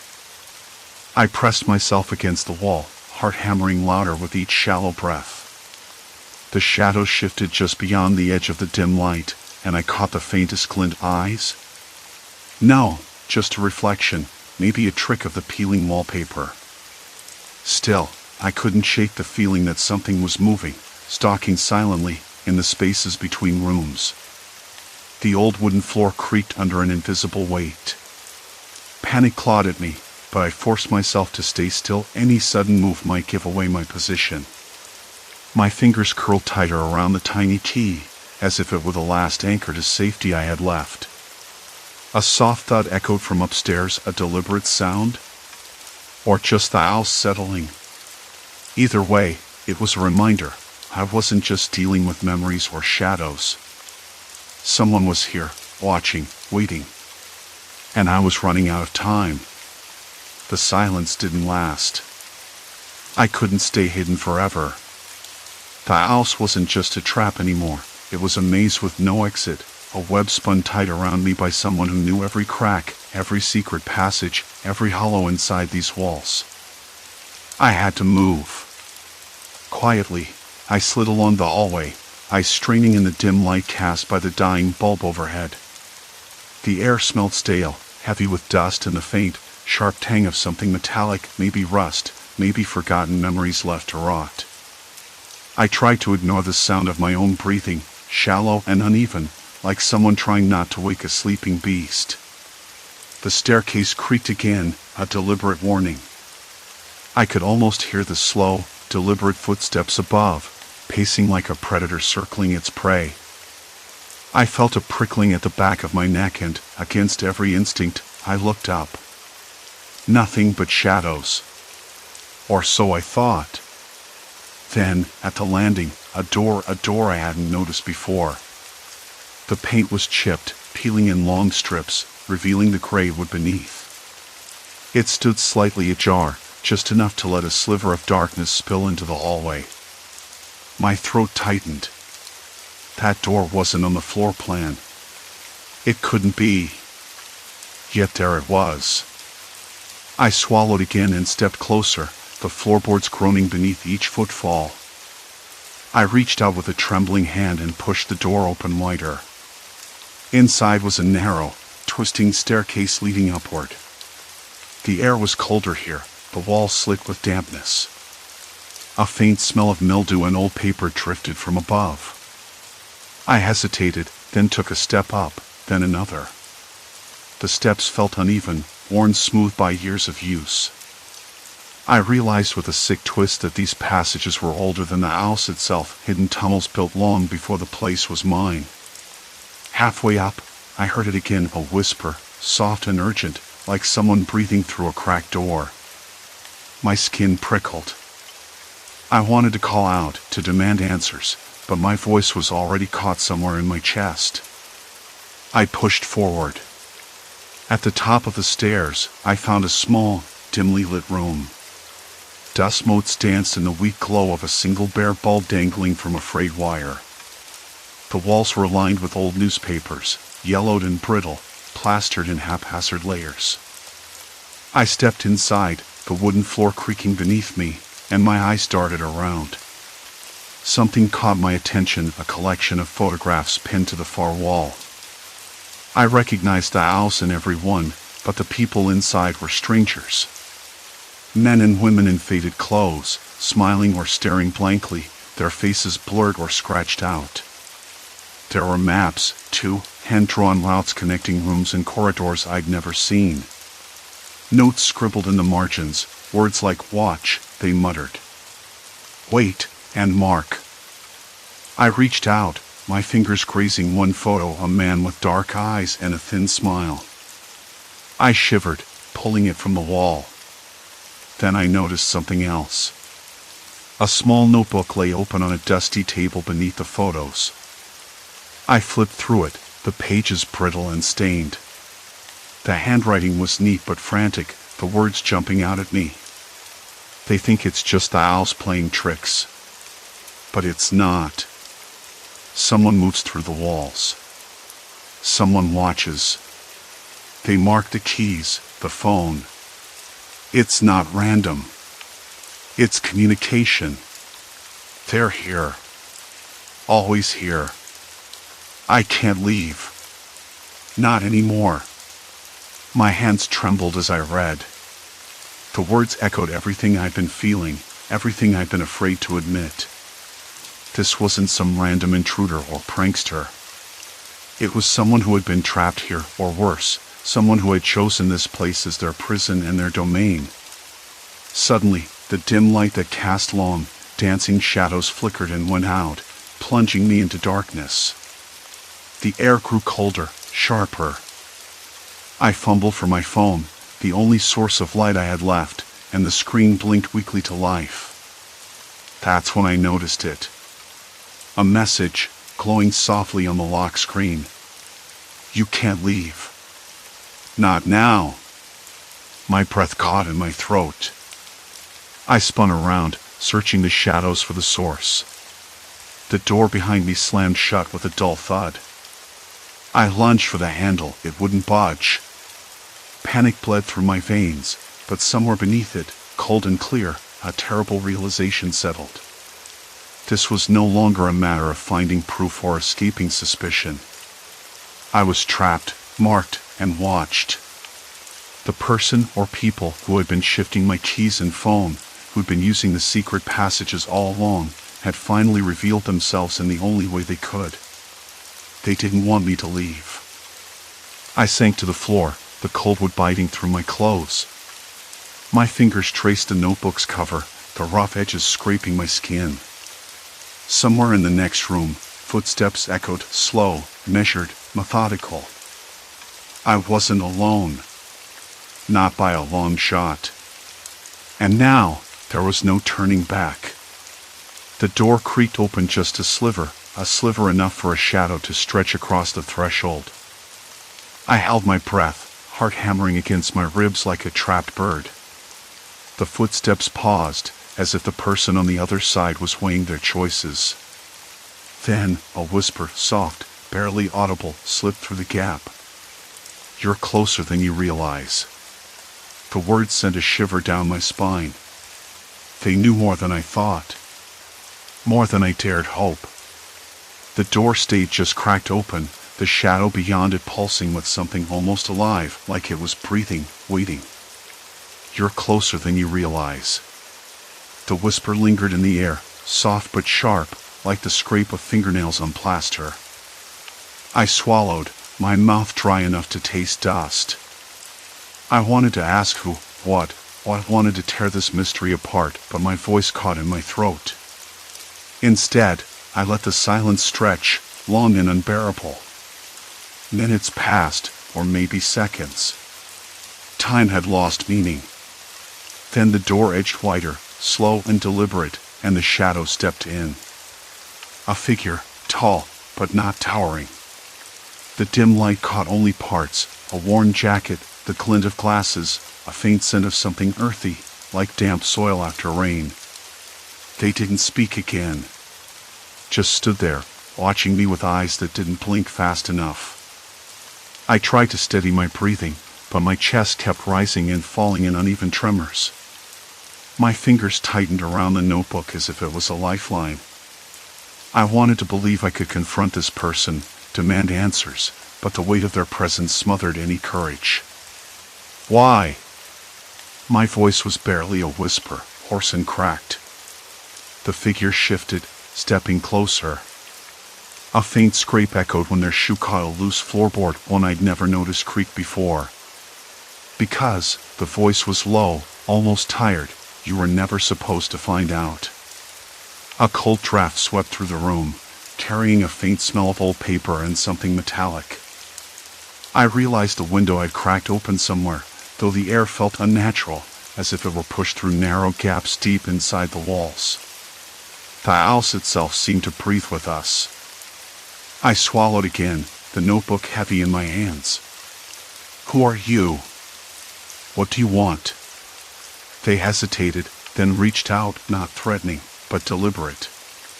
Their fingers brushed the edge of the notebook, tracing the worn leather like they were reading it by touch alone. "You're not ready for all of this," they said, voice almost gentle. "But you're too far in now." My heart slammed against my ribs. Too far in. That's exactly what terrified me. I'd been poking around for weeks, chasing shadows and finding nothing but more questions. And now, the answers were here, just out of reach. Why move my things? Why watch me? I demanded, voice rising despite myself. They looked away, eyes flickering to the cracked plaster on the opposite wall. "Because you needed to understand." Slowly. Carefully. I frowned. Slowly? Carefully? I had woken up to my phone beneath the floorboards, my keys wedged inside the wall near the stairs, my notebooks rearranged as if someone was leaving breadcrumbs. None of that felt careful. It felt like a game. A trap. The figure sighed, a sound like a tired wind. "It's not a game." It's protection. Protection. The word hung between us like a fragile glass, ready to shatter. I wanted to laugh, wanted to scream, but instead, I just stared. The room felt smaller, heavier. The shadows lengthened, pressing in from the corners. Protection from what? I asked, voice barely steady. They met my gaze then, steady and unyielding. From yourself. That hit harder than any threat. From myself? I blinked, confusion twisting into something colder, darker. What does that even mean? I whispered. The figure took a step back, the floor creaking beneath their weight. This house has secrets, they said. Secrets you wouldn't believe. You stumbled onto something dangerous. People who don't like to be uncovered. I shook my head. I don't understand. You said you wanted to protect me. But why watch me? Why scare me? They looked tired, every line on their face etched with years of hidden burdens. Because sometimes, people don't realize what's watching them until it's too late. The words wrapped around me like cold chains. I let the notebook fall onto the floor, the thud echoing in the silent room. My legs trembled beneath me. This wasn't just some prank or obsession. It was something darker, older, something woven into the house itself. A sudden creak from behind the figure made us both turn. The wall beside the door shifted, a thin seam appearing where none had been before. The secret passage, I thought. The same one I had found days ago, the one that led to the hidden crawl space beneath the floorboards. The figure's eyes narrowed. You shouldn't be here right now. Before I could react, the passage slid open fully, revealing a narrow, dimly lit corridor. The air inside was stale, thick with dust and the faint scent of rust. Shadows moved within, flickering like candlelight.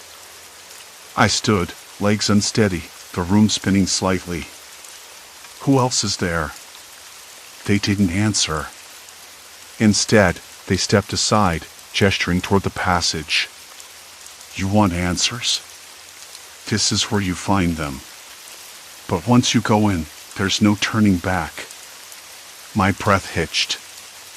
I glanced around the room, the cracked plaster, the crooked picture frame, the cold draft brushing against my skin.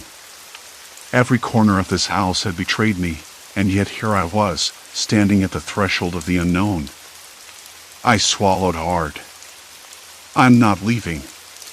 The figure nodded, a shadow of a smile flickering across their face. Good. Because this house doesn't let go easily. The passage swallowed us both, the darkness closing in like a living thing. The faint click of the door sealing behind us echoed in the silence. I took a shaky step forward, feeling the rough stone walls press close, the air cooler and heavier. My hands trembled as I reached out, fingertips brushing the cold plaster, tracing the path that had been hidden for who knows how long. A distant drip of water echoed somewhere deep inside. The faint rustle of movement. Breathing. Watching. The walls seemed to close in, shadows twisting into shapes that the mind wanted to believe were figments, but the skin betrayed me. Every hair on my arm stood on end. I wasn't alone. Not by a long shot. And this time, I wasn't just being watched. I was being led deeper and deeper into the heart of the darkness beneath my own home. The air was colder down here, heavier somehow, like the house was holding its breath. I wasn't sure how long I'd been down there. Time lost meaning in the dim light of my phone's flashlight, the beam jittering as I moved.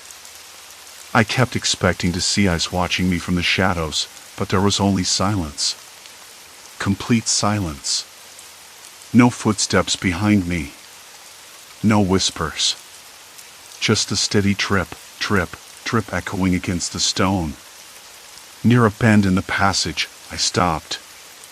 Something was carved into the wall, a faint, almost invisible scratch. I knelt close, running my fingers over the shallow grooves. It looked like initials. JS. I frowned, trying to think who that could be. My mind flicked back to the old owner's records I'd found in the attic, the names scribbled in faded ink. Joseph Salinger. The man who built this house, or so the story said. A recluse, obsessed with secret rooms and hidden doors.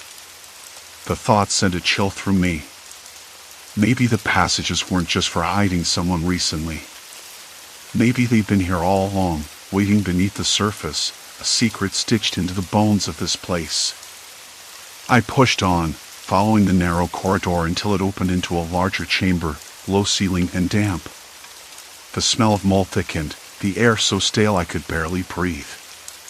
Against one wall, a small pile of objects sat in a neat heap, my phone, my keys, even my watch. All the things the figure had been moving around, marking their presence like a twisted game. I sat down hard on the cold stone floor, the weight of it pressing into my legs. I stared at the pile, heart hammering. Why leave these here? Was it a warning? An invitation? I didn't know. I didn't want to know. The silence stretched, thick and unyielding. I could hear my own breathing now, ragged in the stillness. The house was holding its secrets close, and I was the only one left to pry them loose. When I finally climbed back up through the narrow passage, the dawn was breaking, pale light filtering through the grimy windows. The house seemed quieter somehow, as if it had settled back into itself after the night's disturbances. But I knew better. The figure was still here. Watching. Waiting. The next morning, I found my keys and phone again, this time on the windowsill, balanced precariously on the narrow ledge like a silent threat. I didn't reach for them right away. Instead, I stood by the window, watching the street outside. The neighbors were going about their routines, oblivious to the dark history buried beneath my feet. I called the police that day, hoping they'd take me seriously. But without proof, without a face or a name, they couldn't do much. We'll keep an eye on the area, the officer said, polite but distant. Let us know if anything else happens. I wanted to scream that it was inside the walls, inside the house itself. That it wasn't strangers on the street but ghosts from the past, or worse, something human and patient and cruel. I changed the locks, installed new alarms, even stayed with a friend for a few nights. But none of it stopped the feeling. The sense that I was being watched, the subtle shifts in the house's rhythm, keys moving, phones disappearing, the faintest creak in the floorboards. Weeks passed. I stopped sleeping in the bedroom on the north side, too afraid of the secret doors. The house felt larger now, more like a maze than a home. I learned to move silently, to check every corner before settling down. My hands still trembled sometimes, especially when the air went cold without warning or the dim light that cast long, dancing shadows flickered for no reason. Slowly, I started to understand. This wasn't just about fear. It was about control. Whoever had been here before had known the house's secrets better than I ever could. They had used them to watch, to mark their territory, to remind me that I wasn't safe, not really. And yet, despite everything, I stayed. The house had become a part of me, tangled up in fear and fascination and a stubborn refusal to be driven away. I realized I wasn't just a victim, I was a custodian now, carrying the weight of those hidden passages, the echoes of footsteps beneath the floor. One evening, as the sun dipped low and the shadows stretched long across the walls, I sat in the living room with a cup of tea, the warmth seeping into my fingers. The house was quiet. For now, I could feel the faint pulse of history in the plaster and wood, the lingering presence of someone who had lived and watched and waited. I thought about the figure from the passage, about their shadowed smile and the words they'd left behind. This house doesn't let go easily. They were right. It never would. But neither would I. I wasn't sure what the future held, or if I'd ever fully shake the feeling of eyes on my back or footsteps just out of sight. Maybe I never would. But I'd learned to live with it, to carry the weight of the house's secrets without letting them break me. Because sometimes, the scariest things aren't ghosts or monsters. They're the things we can't see but know are there, the silent watchers, the hidden passages, the truths buried just beneath the surface. And in the end, that was enough to keep me awake at night. But it was also enough to keep me here. The house and I, tangled forever in its endless maze of shadows and echoes, neither willing to let go. Story 6, lost at Harrington Station, trapped among silent passengers. I missed my train by less than a second. It was nearly 7:15 p.m., and the sky outside was a bruised shade of purple, the kind of early evening that smells like damp stone and cold cement. I glanced around, hoping for a familiar sign telling me when the next train would come. The display board above the platform flickered weakly, but the only thing visible was the name of the platform itself, Harrington. I frowned. I was sure I'd never heard of it before. This wasn't the platform I usually waited on. The station signs around me were old and peeling, the paint cracked and faded like a forgotten photograph. A shiver ran down my spine, but I shoved it away. I was tired, that was all. I looked back the way I'd come, past the station entrance where the bright fluorescent lights buzzed overhead. The corridor was empty. I rubbed my hands together, the chill creeping in through the thin fabric of my jacket. The air here smelled different, too more musty, like stale air trapped in a basement for too long, with just a faint hint of something metallic underneath. I moved forward, stepping onto the platform labeled Harrington again, my footsteps echoing oddly against the low ceiling. The lighting was dim, weak bulbs hanging unevenly from rusted fixtures overhead. Shadows pulled in the corners and stretched along the cracked tiles. I reached up to brush a strand of hair from my face and noticed the smell again, faint, but a little sour, like sweat mixed with old paper. There were people here, but something wasn't right. 10 or so passengers stood scattered along the platform, all facing the tracks. They didn't talk. They didn't move much either. Blank expressions. Their eyes flicked over me briefly, or maybe not even flicked, before returning to the same distant stare, like they were waiting for something but didn't quite know what. I cleared my throat. "Excuse me," I said, voice cracking a bit. "Do you know where the trains from this platform go?" No response. I repeated myself, louder this time. "Where does this train go?" Still nothing. Part of me wanted to laugh it off. Maybe they just didn't hear me. Or maybe they were all absorbed in their own worlds, the way people tend to be on public transit. But it was the way they looked, not just blank, but empty. Like the expression had been wiped clean, leaving nothing behind. No curiosity, no annoyance, no acknowledgement. A whisper of wind stirred the platform dust and rattled the loose metal sign overhead. I swallowed again, heart picking up speed. I tried a different approach. Is this platform still in use? Are the trains running? One older man, standing near the far end, shifted his weight slightly, but didn't turn or glance at me. His eyes were fixed on some point beyond the tracks, unfocused. There was a faint twitch at the corner of his mouth, but it wasn't a smile. It was more like a spasm. I backed away a couple of steps. The platform felt colder here, the night air heavier than it had been on the station's main side. I could hear a distant hum, maybe the city's electricity grid, or the faint rumble of a train somewhere far off, but there was no sign of an incoming carriage. I pulled my phone out, thumb hovering over the screen. No signal. Not even searching. Just blank. I tried again. Still nothing. The usual glare of the screen was harsh in the gloom, illuminating the small beads of sweat on my forehead. I pressed the power button. Nothing.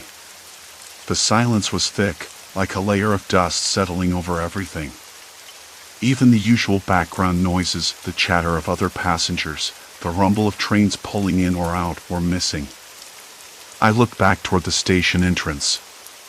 It was further away than I remembered, the path dim and strangely narrow. I wasn't sure if I'd taken a wrong turn, or if something had shifted without me noticing.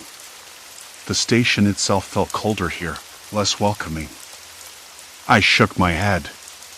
Probably just tired. Maybe the stress of the day was making me see things.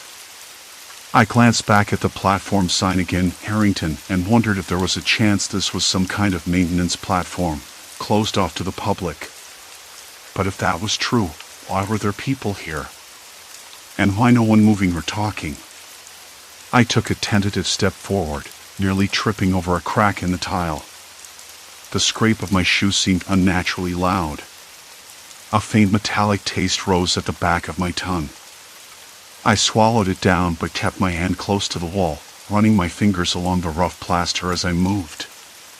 The walls were grimy, stained with streaks of rust and what looked like old graffiti scratched out.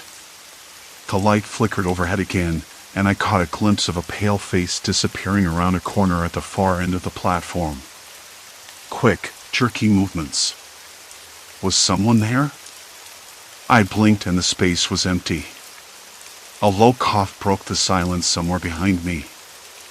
I turned sharply, heart pounding, but the platform was still. The passengers remained motionless, watching the tracks like statues. "Hello?" I called out, louder this time, voice echoing off the cold walls. "Is anyone here?" No reply. The hairs on the back of my neck prickled. I wanted to run back to the main station, to the familiar noise and warmth and light. But the path seemed longer than before, shadows deepening like the walls were closing in. I took a breath, trying to steady my shaking hands. The faint smell of damp plaster mingled with something else, maybe old sweat or forgotten trash, and I wrinkled my nose. My stomach churned. Something about this platform was wrong, but I couldn't put my finger on it.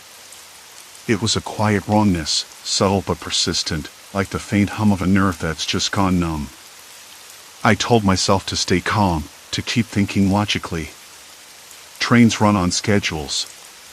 People don't just stand silently on a platform without moving or talking. That couldn't be right. I glanced again at the sign. Harrington. Strange name. A place I'd never heard of, in a station I thought I knew. The flickering light overhead sputtered and died, plunging the platform into near darkness. My breath hitched. The few passengers were still there, unmoving, their pale faces turning toward me with those blank, unreadable eyes. I took a step back. The next train might come any minute. Or maybe it wouldn't come at all. The platform stayed quiet, that thick kind of quiet that makes you want to speak just to hear your own voice. I swallowed hard, the lump in my throat growing. The faint taste of stale metal and damp concrete filled my mouth, mixing with the sweat that trickled down my back. The air was heavy, thick with an odd mustiness that clung to my clothes. I rubbed the sleeve of my jacket across my face, trying to wipe away the clamminess, but the feeling just stuck. I stepped back, eyes flicking to the far end of the platform. The flickering light overhead had sputtered back to life, but the glow was weak, casting long shadows that seemed to crawl along the walls. The sign Harrington looked almost like a faded memory, the paint peeling at the edges. I tried to convince myself it was just an old platform, maybe closed off and forgotten, but the presence of those people argued otherwise. Someone cleared their throat. A small sound, barely audible over the soft rumble of distant trains, but it broke the silence. I spun around, heart jumping, but there was no one near me. Just the crowd, standing still, staring ahead again. I crouched down and inspected the edge of the platform. No train tracks. Just a solid wall, grimy and cracked, with bits of peeling paint and moss growing in the crevices. How had they gotten here? How had I? I looked back at the group. Maybe they didn't belong here either. "Excuse me," I said, voice softer this time, more cautious. "Is this platform even in use?" No response. A woman near the front blinked slowly, lips twitching, but didn't speak. A man behind her shifted his weight, his shoes scraping faintly against the cracked concrete. Nothing else. I moved forward, weaving through the crowd. Each person's face was the same, vacant, like they were waiting for something that wouldn't come. I tried to catch someone's eye, to get any hint of recognition or awareness, but all I got was that hollow stare. It was unsettling. A slow, creeping dread settled in my chest. I stopped near a bench and sat down, my legs trembling from standing too long. My phone buzzed in my pocket. Relief. I pulled it out. No signal. Nothing but a blank screen. I tried again. Still nothing. The screen dimmed, as if the battery was dying, but I charged it fully before leaving home. I clicked the flashlight on, the beam cutting through the dimness. It caught on the platform walls, old graffiti, faded and scratched out, some words barely legible: "No exit, don't look back, and keep moving." They looked like warnings, but warnings for whom? For me. For the others? The feeling of being watched tightened around me. I scanned the crowd again, and this time, I caught a flicker in one man's eyes. A blink, not the slow, empty kind, but sharp and quick. He looked right at me. For a heartbeat, I thought he'd say something, but then his face went blank again. I couldn't tell if it was relief or fear in that fleeting glance. I stood up, heart hammering. "Look, I don't know where I am," I said, trying to keep my voice steady, "but if you know something, please help me." No answer. Just silence. Then, the faintest, almost imperceptible shuffling of feet.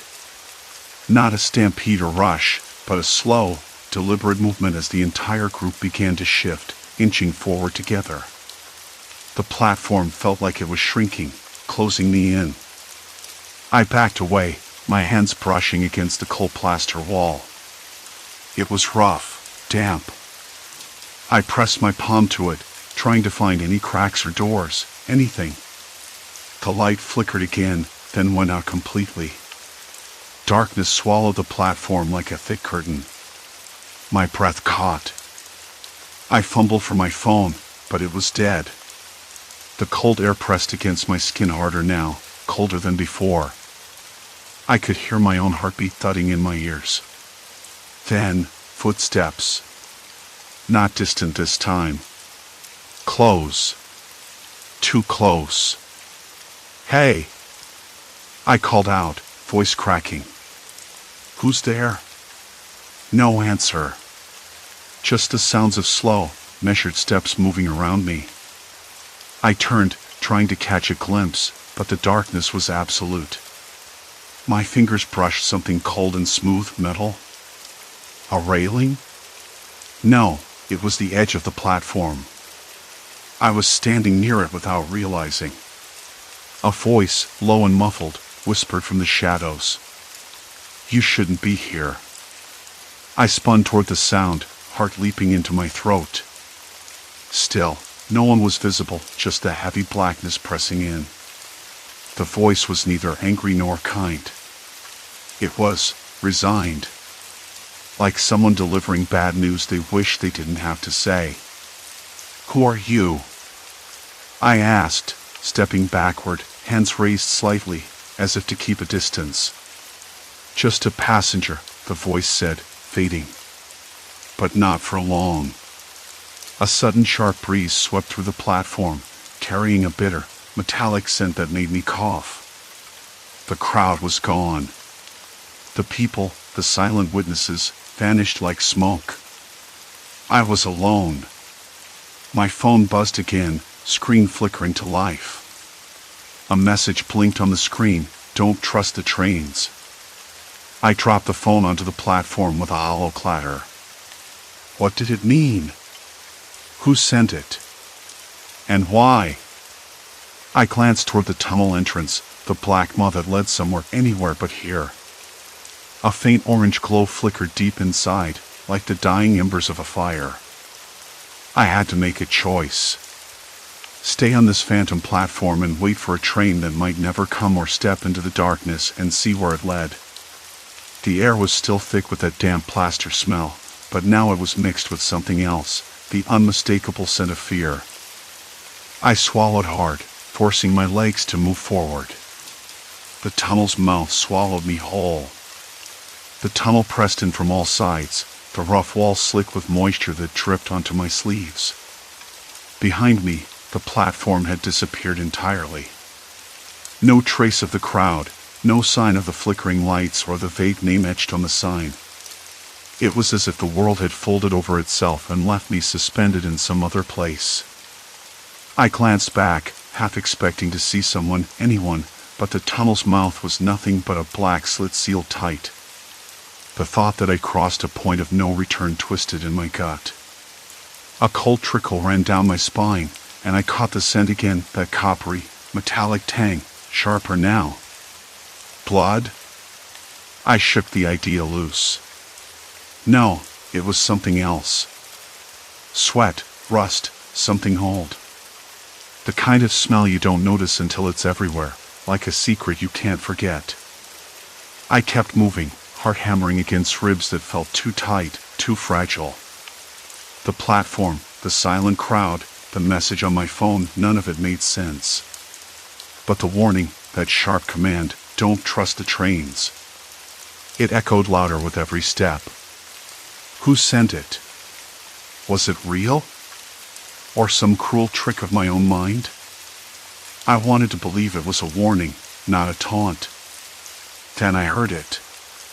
A faint murmur, like a whisper buried beneath the hum of some distant engine. I stopped, pressing my back against the cold wall, straining to listen. The sound shifted, growing clearer, voices. Not one or two, but a crowd. Quiet, controlled, like a crowd at a funeral or a strange, somber gathering. The walls around me seemed to pulse, the light growing warmer but no less flickering. I edged forward, each footfall lighter than the last. The voices became words, though I couldn't catch the meaning. Then a phrase sliced through the murmur, "You're one of us now." That stopped me cold. My hands trembled. One of us? I whispered, testing the words aloud. The silence that followed was immediate, heavy. A figure stepped out of the shadows, a man, dressed in a uniform that looked like it belonged to a station worker, but something was off. His eyes were dull, no spark of recognition or emotion. "You missed the last train," he said flatly, voice void of inflection. "Now you wait." "Wait for what?" I asked, voice cracking. He didn't answer. Instead, he turned and walked deeper into the tunnel, disappearing into the orange haze. I wanted to follow, but my legs wouldn't move. The air thickened, charged with something like dread, or maybe it was anticipation. I couldn't tell anymore. Then more figures appeared, emerging from the gloom like specters. They moved slowly, mechanically, eyes fixed on me without blinking. When I tried to speak, their faces didn't change, didn't respond. I realized with a sinking feeling that they weren't interested in conversation. They were waiting. Watching. Enforcers of some unspoken rule. I took a step back, but the tunnel behind me had vanished again, swallowed by darkness. No chance of retreat. No escape route. Panic flickered, sharp and sudden, but I swallowed it down. I had to think. I had to understand. What is this place? I demanded, louder this time. One of the figures, a woman this time, paused and looked at me, a slow, deliberate motion that felt more like a programmed response than genuine curiosity. "A station," she said, voice low and steady. Not on any map. Not on any schedule. Then why am I here? I asked, voice barely steady. Because you were late. That answer hit like a blow. Late. Not just for a train, but for something I didn't grasp yet. I scanned their faces again, blank, pale, empty. No fear, no hope, no anger. Just waiting. Suddenly, a distant rumble vibrated through the tunnel. The orange light flared briefly, casting long shadows that twisted into grotesque shapes. The murmurs grew louder, a chorus of voices chanting in unison, "One of us. One of us." I backed away, heart in my throat. The wall seemed to close in, narrowing until I could barely see the figures behind me. My phone vibrated again in my pocket. I pulled it out, and the screen was cracked. The message changed. No return. The words burned into my eyes. No chance to turn back. No way out. I slid down to the floor, knees shaking. The truth settled over me like a shroud. I wasn't just lost. I was trapped. Caught in some twisted system where the trains didn't lead anywhere but deeper in. A sudden clatter echoed down the tunnel, something heavy rolling on steel rails. The figures stiffened, turning toward the sound. The orange glow intensified, and through the haze, I saw it, a train, but unlike any I'd ever known. Its windows were dark, opaque, and it moved soundlessly, gliding closer with a relentless pace. The woman from before stepped forward. "It's time." I scrambled up, backing away until my spine hit the wall. "I don't want to go," I said, voice trembling but loud enough to break the chant. She shook her head, expression unreadable. "You don't get a choice." The train came to a smooth stop, doors sliding open with a hiss that swallowed all other sound.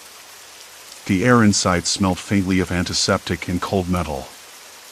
I peered in, searching for a way out, a sign of life, anything. But the car was empty, sterile, and waiting. I swallowed hard. The crowd closed in, unblinking eyes boring into me. The platform beyond the train was gone. Just the tunnel, the orange light, and that impossible train. I stepped toward the door, every instinct screaming to run, but my legs moved anyway. No point in fighting it. No way back.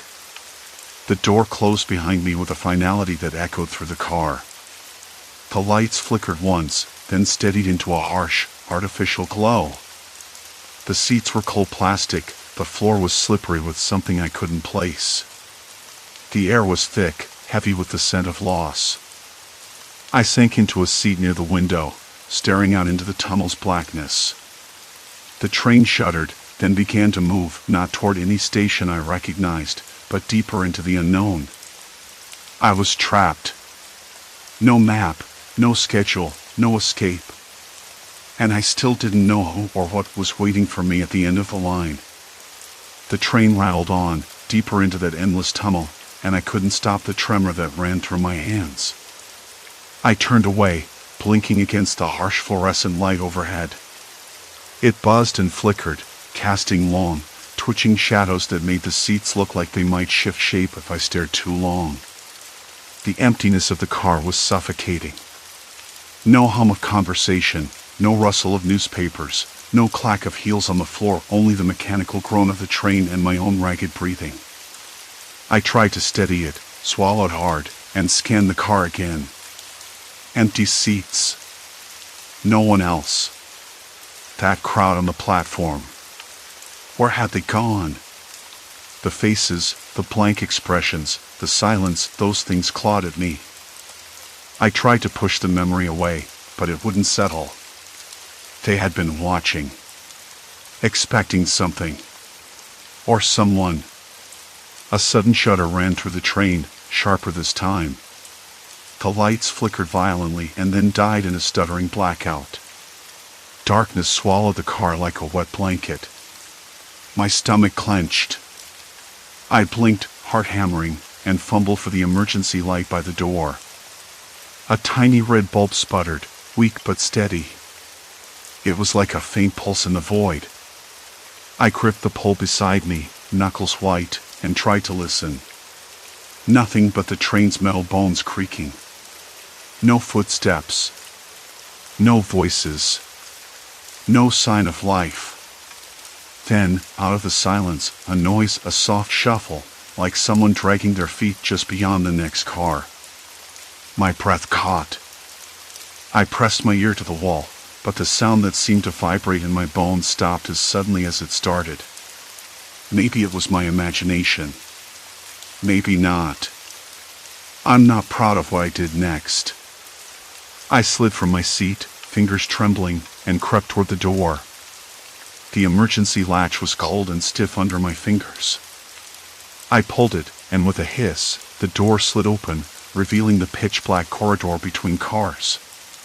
My flashlight app on my phone was useless here, total darkness, zero signal. I stepped through, every nerve screaming to turn back. Halfway along the corridor, the temperature dropped sharply. I could see my breath in a thin, ghostly mist. A low thud echoed somewhere ahead. I froze. The train groaned and shifted beneath me, and I had to fight the urge to run. Then I heard it again. Footsteps.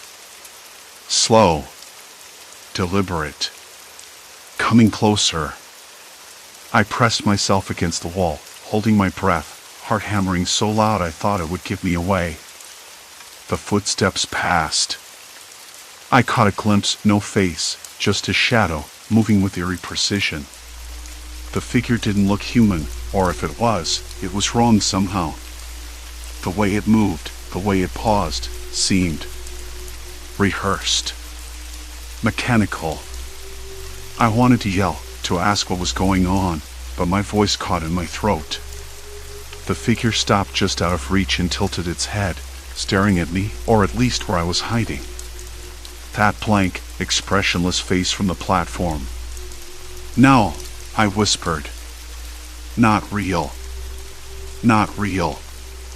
The figure didn't move. Then it vanished into the darkness ahead.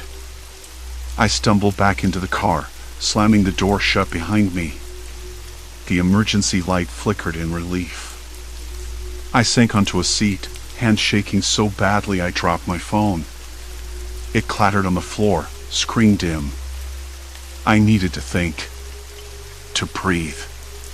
To figure out where the hell I was and how to get out. My phone buzzed suddenly. An incoming message. From an unknown number. "Welcome aboard." No punctuation. No signature. I stared at the screen. Then another message. "Next stop, nowhere." The train shuddered violently, throwing me forward. My head hit the seat in front, a sharp sting blooming on my forehead. I blinked up, vision blurry, and caught sight of the car's ceiling, a crack running lengthwise, webbing into the panels like fractured glass. The train slowed. The lights flickered again, and in the dull glow, the windows revealed something. A platform. But not like the one I'd come from. This was different. Raw concrete walls stained with dark streaks, old posters peeling and curling. No signs. No people. Just silence. I swallowed hard, rising to the door. My legs wobbled, but I forced myself forward. I couldn't stay on this train, this endless loop of shadows and whispers. The door hissed open, and I stepped out. The platform was empty. Deafeningly so. The air was thick, smelling of mildew and something metallic. I could hear distant dripping water, slow and steady, like a metronome counting down. I started walking, the echo of my footsteps swallowed by the vast emptiness. Ahead, a flickering light marked an exit sign, its glow weak and unreliable. I reached it, hand trembling on the rusted handle. It was locked. Great, I muttered, voice rough. Of course. I pounded on the door. No answer. Behind me, the train's doors slid shut with a finality that echoed far too loudly. I turned back. The platform stretched endlessly, and the train sat silent and still, like a predator waiting. Then I saw movement. Figures emerging from the shadows at the far end. Slow, deliberate steps. Blank faces. Watching. I backed away, heart thrumming in my ears. No place to run. No place to hide. And I realized I wasn't just trapped on this train. I was trapped in whatever nightmare it led to. The walls seemed to close in. The air grew colder. I swallowed the lump in my throat and whispered, I have to keep moving.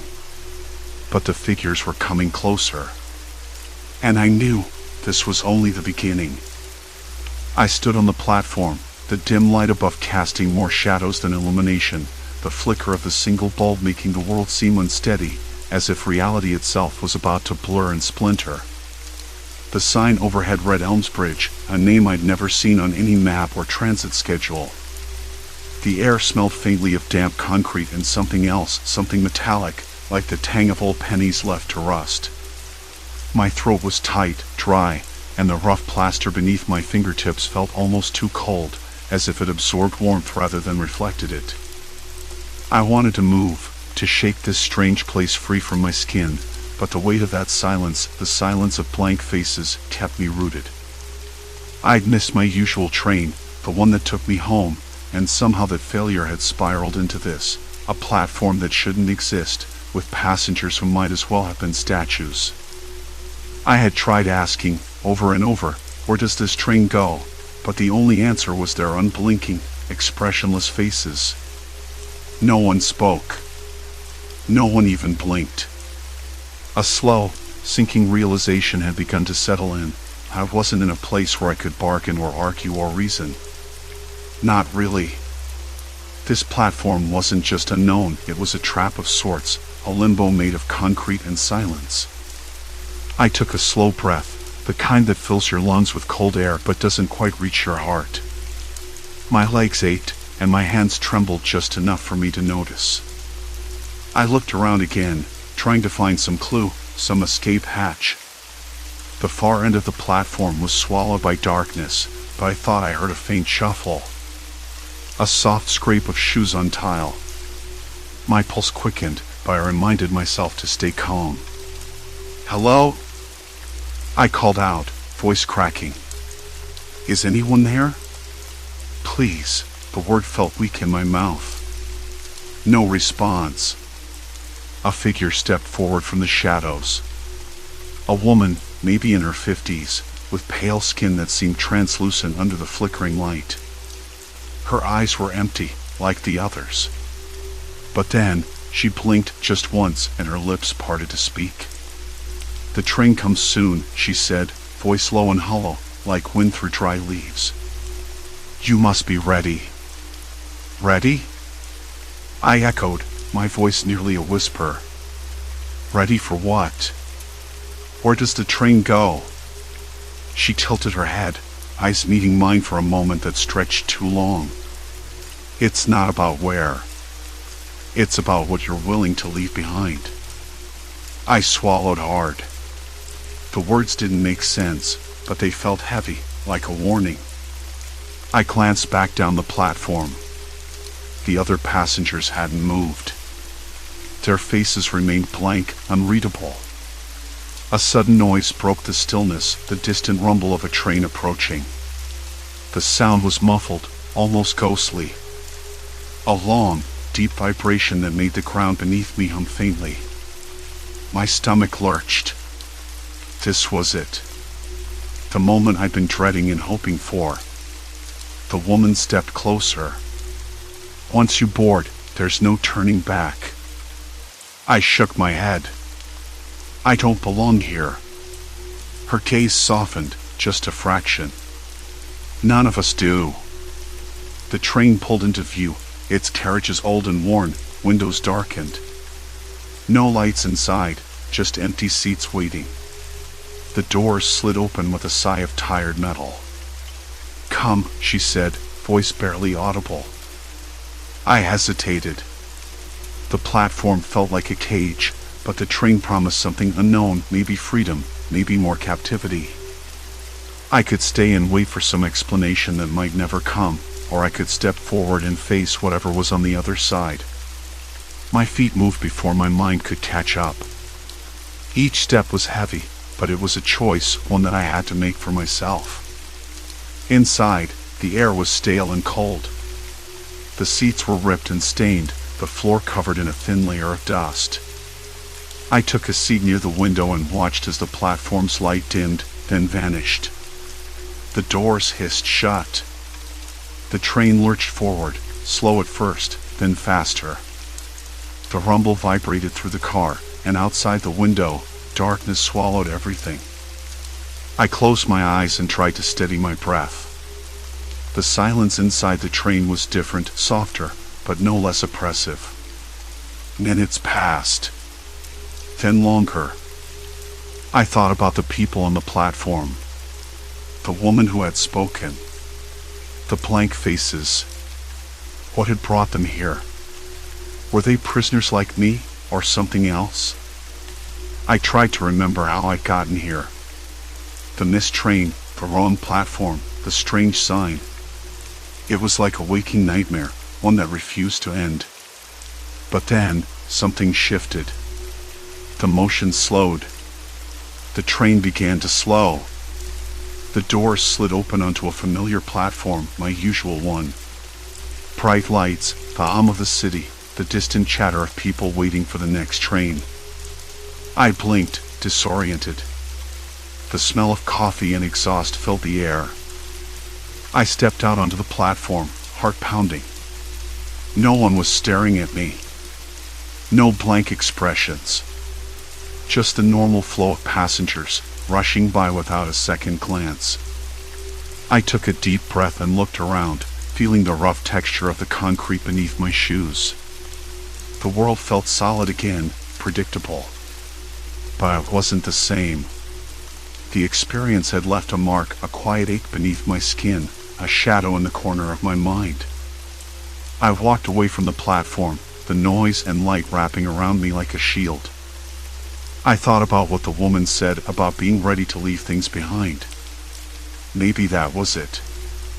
Maybe I'd been carrying ghosts of my own regrets, fears, unspoken words, and somehow, that strange platform was a place where I had to confront them. I wasn't sure if the train had been real or a hallucination born of exhaustion and panic. Maybe it didn't matter. What mattered was that I was back. The city's pulse felt different now. Sharper, more urgent. I noticed the way people smiled, the way the cold air bit at my cheeks. I was part of it again, but changed. I'd missed my usual train, yes. But I found something else, a reminder that sometimes getting lost is the only way to truly find your way home. As I stepped into the street, the neon signs flickered overhead, and a distant dog barked. I smiled, a real smile, even if it felt a little fragile. The night held its breath, waiting. And I was ready to face it.